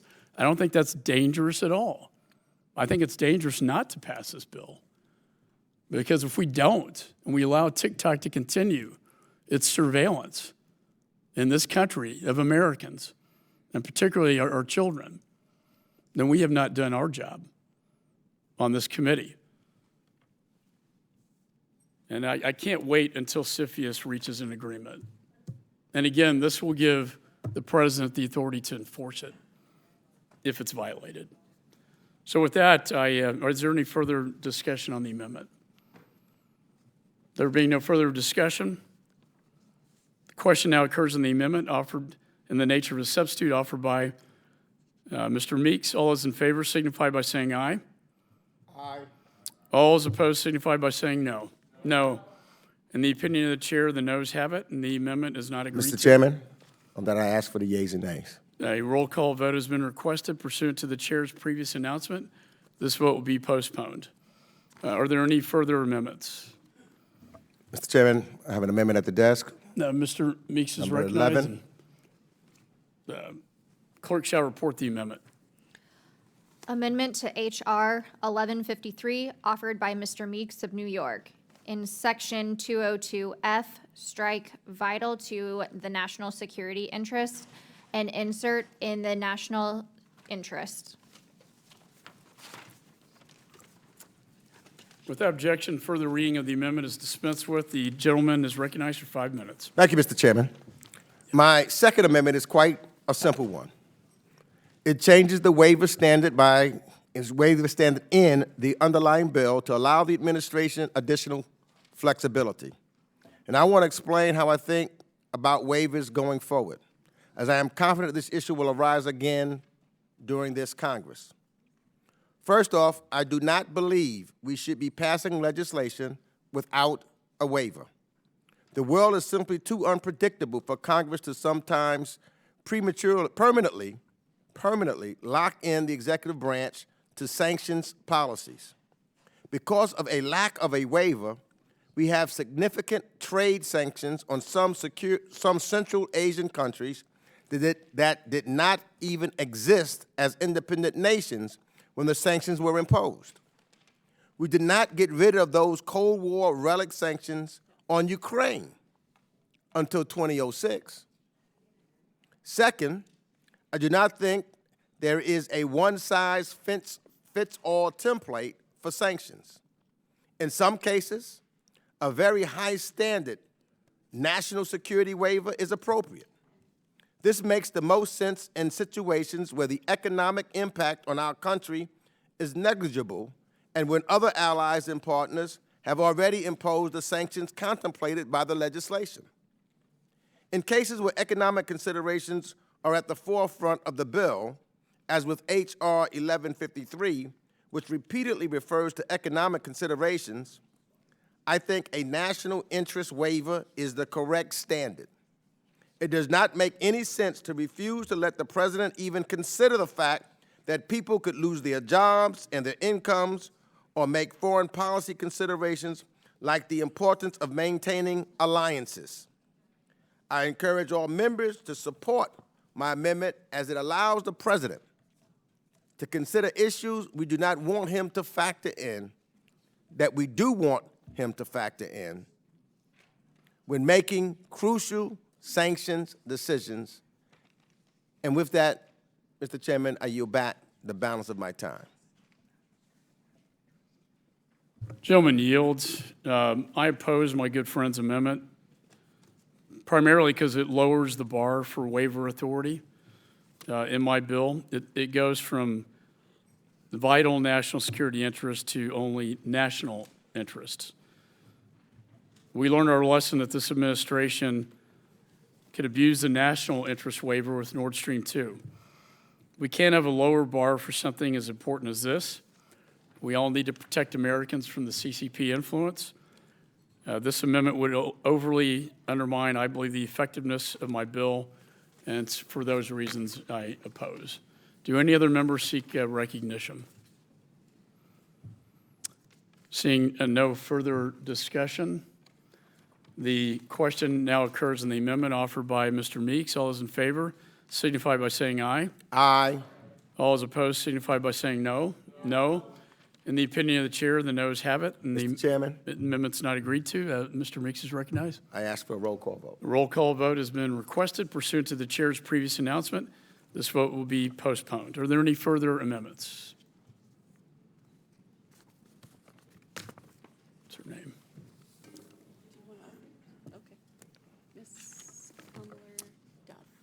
Ms. Dove is recognized. Thank you, Mr. Chair. I have an amendment at the desk, number 17, and I just want to say as a new member of this committee how much I appreciate the decorum and the tenor of the chair. This amendment that is being passed out illustrates how American companies in my district with no real connection to the PRC's malign influence would become collateral. If the gentlelady will pause and allow the clerk to distribute the amendment. Absolutely. And the clerk shall report the amendment. Amendment to H.R. 1153, offered by Ms. Comlager Dove of California. Without objection, further reading of the amendments dispensed with. The gentlelady is recognized for 5 minutes. Thank you, Mr. Chair. This amendment illustrates how American companies in my district with no real connection to the PRC's malign influence would become collateral damage.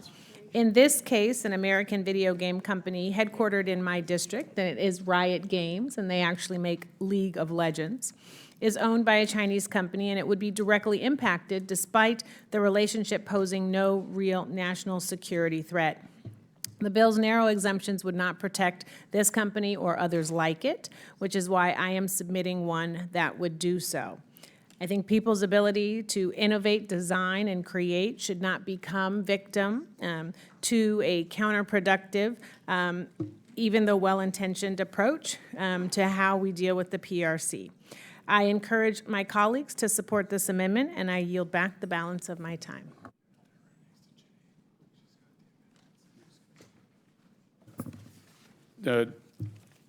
Gentlelady yields back. Is there any further discussion on the amendment? Mr. Kane is recognized. Thank you, Mr. Chairman. I oppose this amendment because it creates an unnecessary carve-out for a sanctioned company.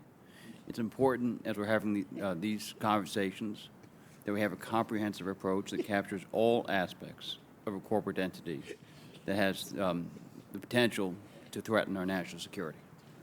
Thank you. I yield back to you, Mr. Chairman. Gentleman yields back. Any further discussion on the amendments? There being no further discussion, the question now occurs on the amendment offered by Ms. Dove. All those in favor signify by saying aye.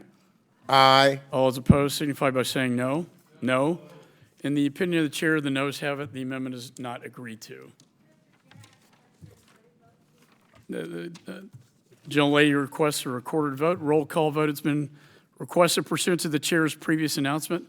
This vote will be postponed. Are there any further amendments?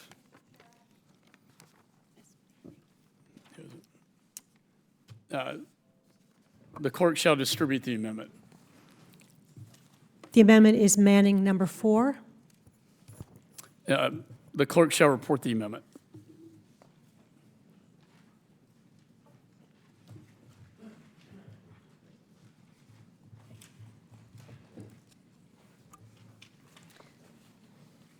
Amendment to H.R. 1153, offered by Ms. Manning of North Carolina. Add at the end of Section 2. Without objection, further reading of the amendments dispensed with. The gentlelady, Ms. Manning, is recognized for 5 minutes. Thank you, Mr. Chairman. I offer my common sense amendment to H.R. 1153 to protect American companies, including those in North Carolina, from the unintended consequences of being exposed to sanctions if they happen to have foreign investors as minority shareholders. Mr. Chairman, we can agree that we should take concrete action to address serious threats to national security, data privacy, and cybersecurity. However, I'm concerned that without sufficient safeguards, sanctions in this bill could be applied not just to companies in Europe and in Asia, but also to penalize transactions by American companies if they happen to have foreign minority shareholders, which, by definition, have a non-controlling interest in a company. This bill, as written, could expose some of the most successful homegrown American tech startups, including companies with multi-billion-dollar valuations, which support thousands of American jobs, like Epic Games in North Carolina.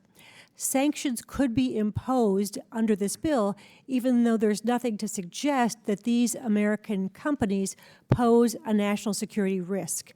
We should go after bad actors in a smart and targeted way without unnecessarily hurting ourselves or costing our constituents good jobs. That's why my amendment clarifies that this bill would not target independent U.S. entities engaged in legitimate transactions simply because they may have foreign investors. If we're going to succeed and win in our legitimate competition with China, then we can't afford to pass overly broad or self-defeating policies that would harm our alliances or damage free enterprise, which are the source of our competitive advantage. We need thoughtful policies that accomplish our specific goals without inflicting damage on our own economy. And that's why I urge my colleagues to join with me in supporting my amendment, and I yield back.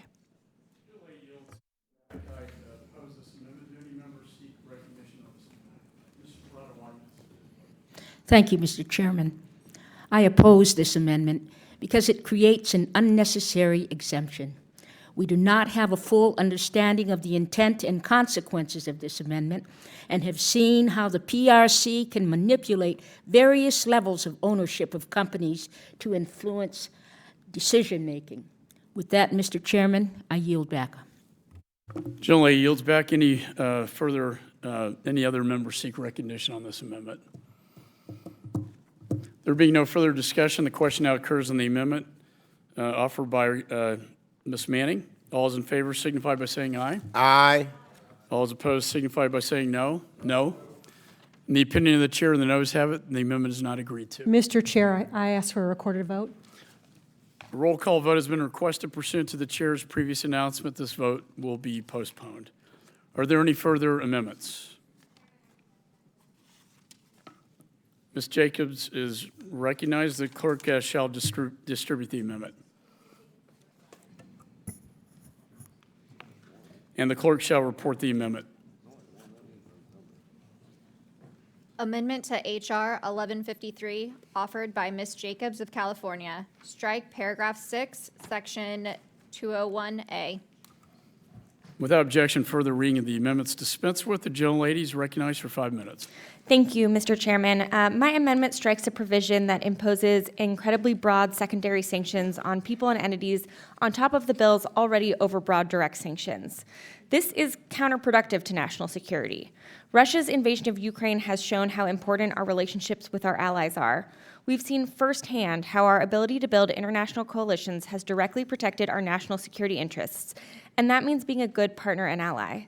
Sanctioning our partner and allies' largest companies like this bill would require us to do is a formula to end alliances, not bolster them. The provision my amendment would strike also would apply to developing countries which, as we heard from administration officials today, often explicitly state that they do not want to choose between the United States and China. If we force them to do so, we may not like the choices they make given the PRC's broad investments around the globe, and we could risk losing them as partners altogether. The regulatory burden imposed by this provision on the U.S. government to enforce such sanctions would be unprecedented. This is particularly alarming given that the bill explicitly refuses to authorize a penny for broader enforcement. This provision is a formula for weakening our alliances, downgrading America's standing in the developing world, and closing off America from the countries around the globe. We should strike it, and I encourage all my colleagues to support this amendment to do that. Gentlelady yields back. I oppose this amendment. Do any members seek recognition on this amendment? Mr. Baird is recognized. Mr. Chairman, I oppose this amendment because it undermines the criteria for sanctionable activity. Entities assisting companies that are threats to the national security should be subject to the same enforcement actions, including sanctions. And for these reasons, I oppose. Gentleman yields back. Are there any further discussion on the amendment? There being no further discussion, the question now occurs on the amendment offered by Ms. Jacobs. All those in favor signify by saying aye. Aye. All those opposed signify by saying no. No. In the opinion of the chair, the noes have it. The amendment's not agreed to. Mr. Chairman, I request a recorded vote. Roll call vote has been requested. Pursuant to the chair's previous announcement, this vote will be postponed. Are there any further amendments? Mr. Chair, Mr. Phillips is recognized. I have an amendment at the desk, Phillips number 11, please. Clerk shall distribute the amendment. The clerk shall report the amendment.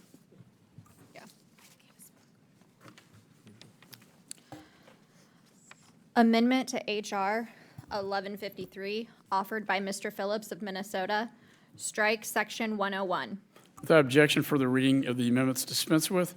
The gentleman is recognized for 5 minutes. Thank you, Mr. Chair. And first, let me thank you for bringing this to the Foreign Affairs Committee. I just wish that this institution and this country was talking more about how to protect children and adults, all Americans, as it relates to their personal data and the algorithms that are indeed corrupting so many around the world. Unfortunately, this is, in my estimation, somewhat limited, and we should be having a broader conversation. As it relates to the specific legislation, sadly, I do feel there are too many flaws, but I want to focus my amendment on one of the most sacred principles that we hold in America, and that is freedom of speech. My amendment would strike Section 101, which aims to severely change the Berman Amendment and drastically limit freedom of speech. The Berman Amendment to IEPA was established to protect Americans' First Amendment principles. This amendment took away the President's authority to regulate or ban imports of informational materials like films and photographs and other forms of media from adversarial countries, since such authority would restrict free speech protections. Since its implementation, the Berman Amendment has been used to ensure that dissidents all around the globe can sell protest art, books, and films to Americans in the United States.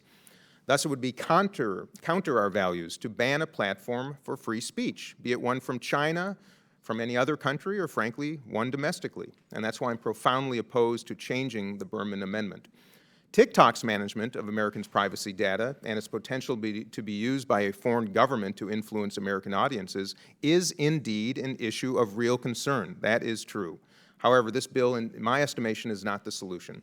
It could have unintended impacts on our freedom of speech, our commerce by law-abiding American companies and individuals, and the activities of allied nations. It would also be irresponsible, in my estimation, to move forward without fully understanding the bill's consequences and implications. I believe we should seek out thoughtful, effective responses to the challenges of data privacy abuse, misinformation, particularly when it involves authoritarian governments such as China. But those responses should not come at the cost of Americans' freedom of speech and economic liberty. Unfortunately, I believe this bill does not represent such a measured approach. In fact, I call attention to a recent Bloomberg editorial on this subject. I quote verbatim, "Perhaps the most important reason to avoid a ban is that it would be a missed opportunity. With Congress keen to crack down on the app, President Biden's administration could ask Chinese leaders to come to the negotiating table.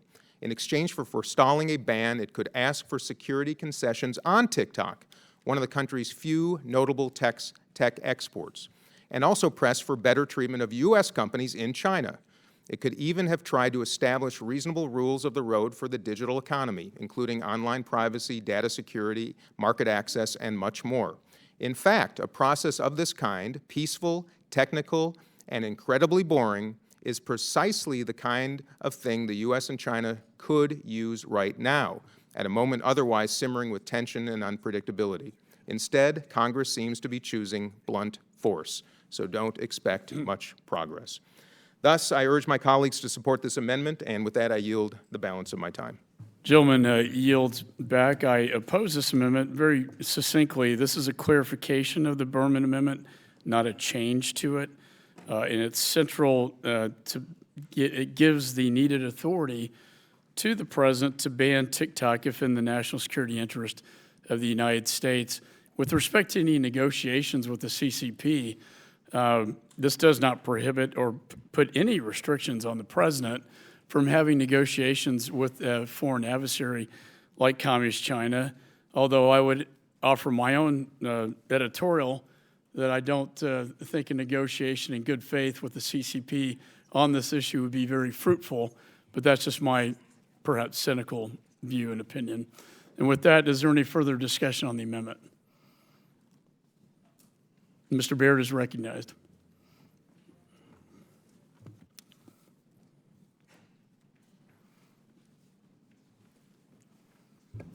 Thank you, Mr. Chairman. I oppose this amendment because it weakens the criteria that could be used to sanction PRC companies that are trying to influence U.S. policies in favor of the PRC strategic objectives.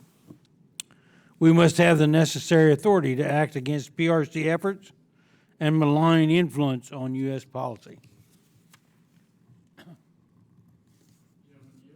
Back. There being no further discussion.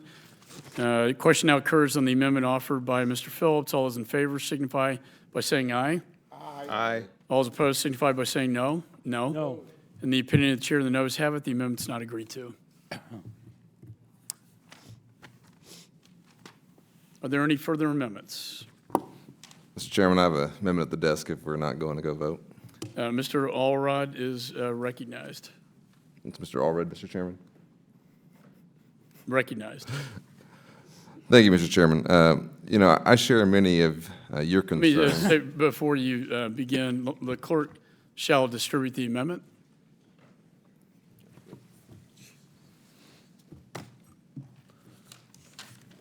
And the clerk shall report the amendment. Amendment to H.R. 1153, offered by Mr. Without Allred. objection, further reading of the amendment dispensed with. The gentleman is recognized for 5 minutes.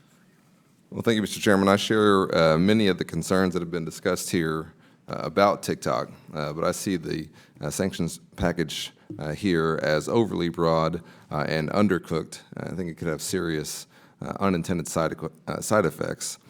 And the broad brush approach advocated by this legislation could lead us to penalize TikTok, ByteDance, Tencent, and its affiliates, would also impact unrelated independent companies who just happen to be a subsidiary of TikTok's parent companies. Notably, the measure would have detrimental effects on our European allies' entertainment software industry.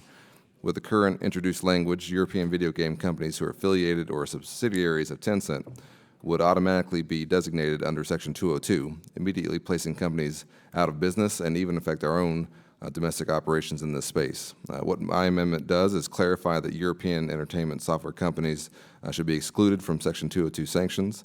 And if we wish to effectively curb Chinese influence, we need to be cognizant of our allies so they do not get negatively affected. Thank you, and I yield back. Gentleman yields back. I'm opposed to this amendment. Do any members seek recognition on this amendment?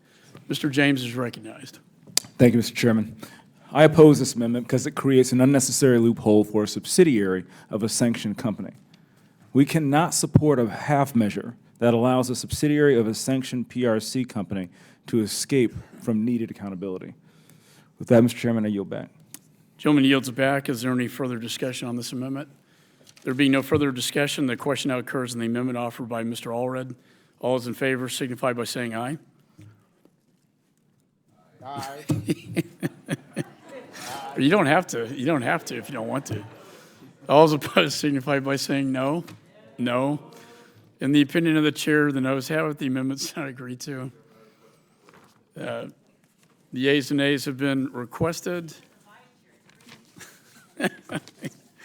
And pursuant to the chair's previous announcement, the vote will be postponed. Are there any further amendments? Seeing no further amendments, we're going to take a short recess to vote and come back and entertain Mr. Meeks' final bill, and then we will vote on all the recorded votes. We stand in recess.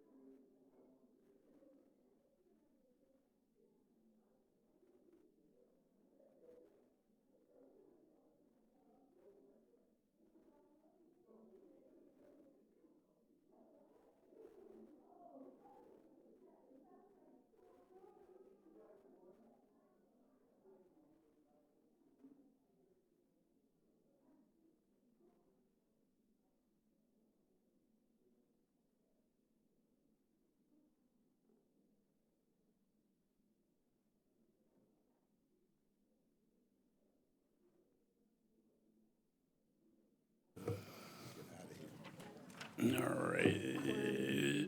Quorum being present, committee will come back to order. Pursuant to notice, I now call up H.R. 1151, Upholding Sovereignty of Airspace Act. The bill is circulated in advance. The clerk shall designate the bill.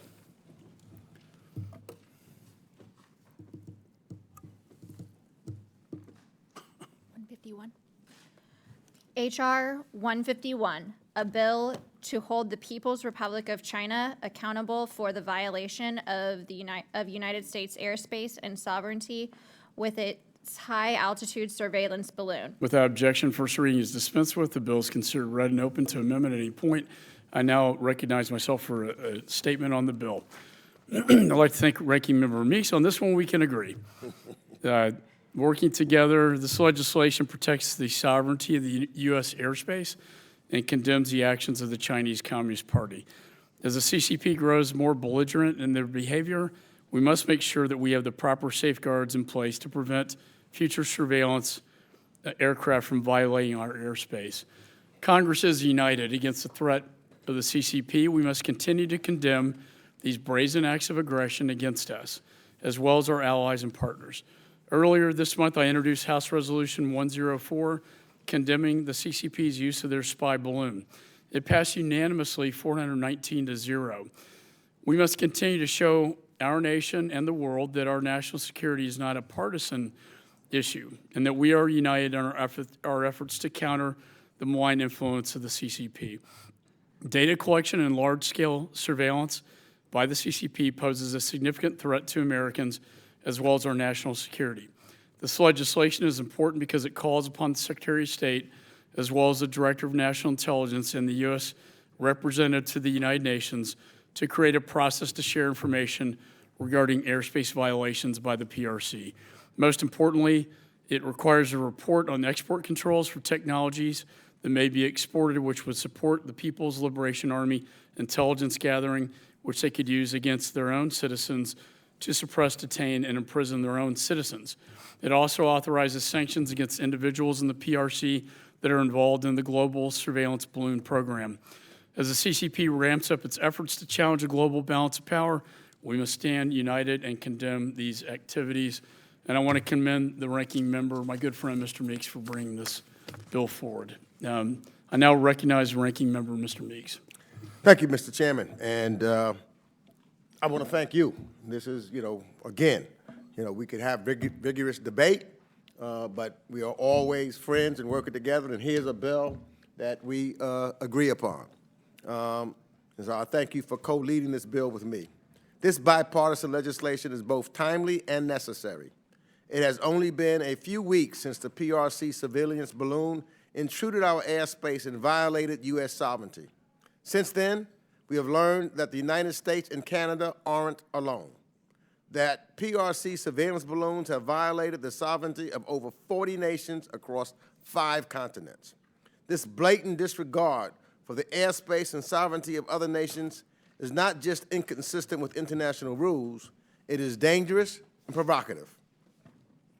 Since that incident, I have been deeply troubled by Beijing's response. Instead of apologizing, Beijing has resorted to denials and absurd misinformation and propaganda. And I'm glad that President Biden safely and successfully took down the balloon early this month, and in a way that allowed us to track, monitor the balloon, and learn a great deal about the PRC surveillance balloon program. Since that day, the Biden administration has smartly declassified additional information about the PRC's global program and shared it with the world. H.R. 1151 calls on the State Department to work with our allies and partners, as well as in multilateral organizations, to name and shame Beijing for its wanton infringement of other nations' sovereignty through its surveillance balloon program. It also provides the President an authorization to hold those responsible accountable and calls for reporting and action by the Department of Commerce to prevent U.S. companies from exporting goods and technologies that support the PRC's military-civil fusion related to its surveillance balloon program. I support this legislation, and I ask all of my colleagues to do the same. I yield back the balance of my time. Gentleman yields back. Is there any further discussion on the bill? Mr. Chairman, I have an amendment at the desk. I'm sorry. Ms. Kim is recognized. No, I'm sorry. There being no further discussion of the bill, committee will move to consideration of amendments. Does any member wish to offer an amendment? Ms. Kim is recognized. Thank you, Mr. Chairman. I want to thank Ranking Member Mix for offering this legislation to hold. The gentlelady will pause. The clerk shall distribute the amendment. Okay, sorry about that. And the clerk shall report the amendment. Amendment to H.R. 1151, offered by Mrs. Kim of California. Section 4A, insert before paragraph 1. Without objection, further reading, the amendment's dispensed with. The gentlelady is recognized for 5 minutes. Thank you, Mr. Chairman. I do want to thank our Ranking Member Mix for offering that legislation to hold PRC accountable for its blatant violation of U.S. airspace. And I'm offering an amendment to this bill to make it the policy of the United States to use its voice in the International Civil Aviation Organization, ICAO, to advocate for Taiwan's participation in ICAO meetings and events. The PRC currently sits as a council member of this board. And it is ironic, considering how frequently the PRC violates the airspace of the United States, its allies, and Taiwan. The PRC's airspace violations do not conform with the principles outlined in the ICAO's strategic objectives. Taiwan is a frequent target of the PRC's airspace violations, and in the last year has seen a significant increase in intrusions of its air defense identification zone by PLA aircraft. Taiwan does not currently have membership in an international organization devoted to aviation in which it can condemn these violations. This amendment would hopefully change that. So I urge my colleagues to support this amendment, and I yield back. Gentlelady yields back. I support this amendment. Do any other members seek recognition? Mr. Meeks is recognized. Yeah, Mr. Chairman, the bill is about the PRC's surveillance balloon in an effort to call the PRC out for its violations of U.S. sovereignty. And it actually has nothing to do with Taiwan. Last Congress, as chair, I tried to make sure that we did not have any amendments or bad faith Democratic amendments on bipartisan bills particularly that were agreed to ahead of the markup. And so even today, I've tried to make sure that we did not have any bad faith amendments on bipartisan bills. But this, bill, this is a non-germane amendment, and I hope that we can work to make China an area of bipartisan cooperation, and there's many areas that we are there in bipartisan. But I unfortunately have to oppose this amendment and urge my colleagues to do the same, because this amendment changes exactly what the focus of the bill is. And I believe that the amendment is non-germane to the bill. And so with that, I strongly oppose the amendment and urge my colleagues to do the same. Mr. Chairman, I've got an amendment. Chair yields back. Is there any further discussion on the amendment offered by Ms. Kim? Mr. Perry is recognized. Mr. Chairman, thank you. I support Representative Kim's amendment, and I think it's germane, and I think we ought to approve it, and I yield the balance. Gentleman yields back. Any further discussion on the amendment? As I said, I support this amendment. I hope it will not jeopardize final passage. As I said, I'm very much in favor of Mr. Meeks' bill on Chinese surveillance through the spy balloon and protecting our sovereignty and our airspace. There being no further discussion on the amendment, the question now occurs on the amendment offered by Ms. Kim. All those in favor signify by saying aye. Aye. All those opposed signify by saying no. No. In the opinion of the chair, the ayes have it. The amendment is agreed to. I ask for a roll call vote. Roll call vote has been requested pursuant to chair's previous announcement. This vote will be postponed. Are there any further Mr. Chairman, I've got an amendment. amendments? Mr. Perry is recognized. I think they're going to distribute the amendment. And the clerk shall distribute the amendment, and the clerk shall report the amendment. Amendment to H.R. 1151, offered by Mr. Perry of Pennsylvania. Without objection, further reading the amendments dispensed with. The gentleman is recognized for 5 minutes. Mr. Chairman, thank you very much. This amendment requires a classified briefing on all UFOs since 2017. Some of these incursions by China were characterized as unidentified foreign objects. I still am not aware of what the makeup of some of these objects were recently because they were characterized as that way. And so I'm asking in light of that, in relation to this bill, which I think is a decent bill, and I'm planning to support it, that we also get a classified briefing because we're also now understanding that China has done this for some time, not just recently, and I'd like to understand fully what their involvement's been, where, if at all, these have breached United States airspace, and what we know about these vehicles that allegedly have intruded United States airspace in the past. And so that's all it does is ask for or require a classified briefing on similar objects since 2017, and I urge adoption, and I yield. Gentleman yields back. Let me say I support this amendment. I think, especially in light of the 3 unidentified objects after the spy balloon, that this Congress and this committee that has oversight on espionage, that we be entitled to a classified briefing on this issue. Do any other members seek recognition? Mr. Meeks is recognized. Thank you, Mr. Chairman. You know, I think I will support this also. I'll support this amendment, but I'd like to point out that the administration has provided us this exact classified briefing already and has indicated they will continue to keep Congress apprised of similar developments in the future. I yield back.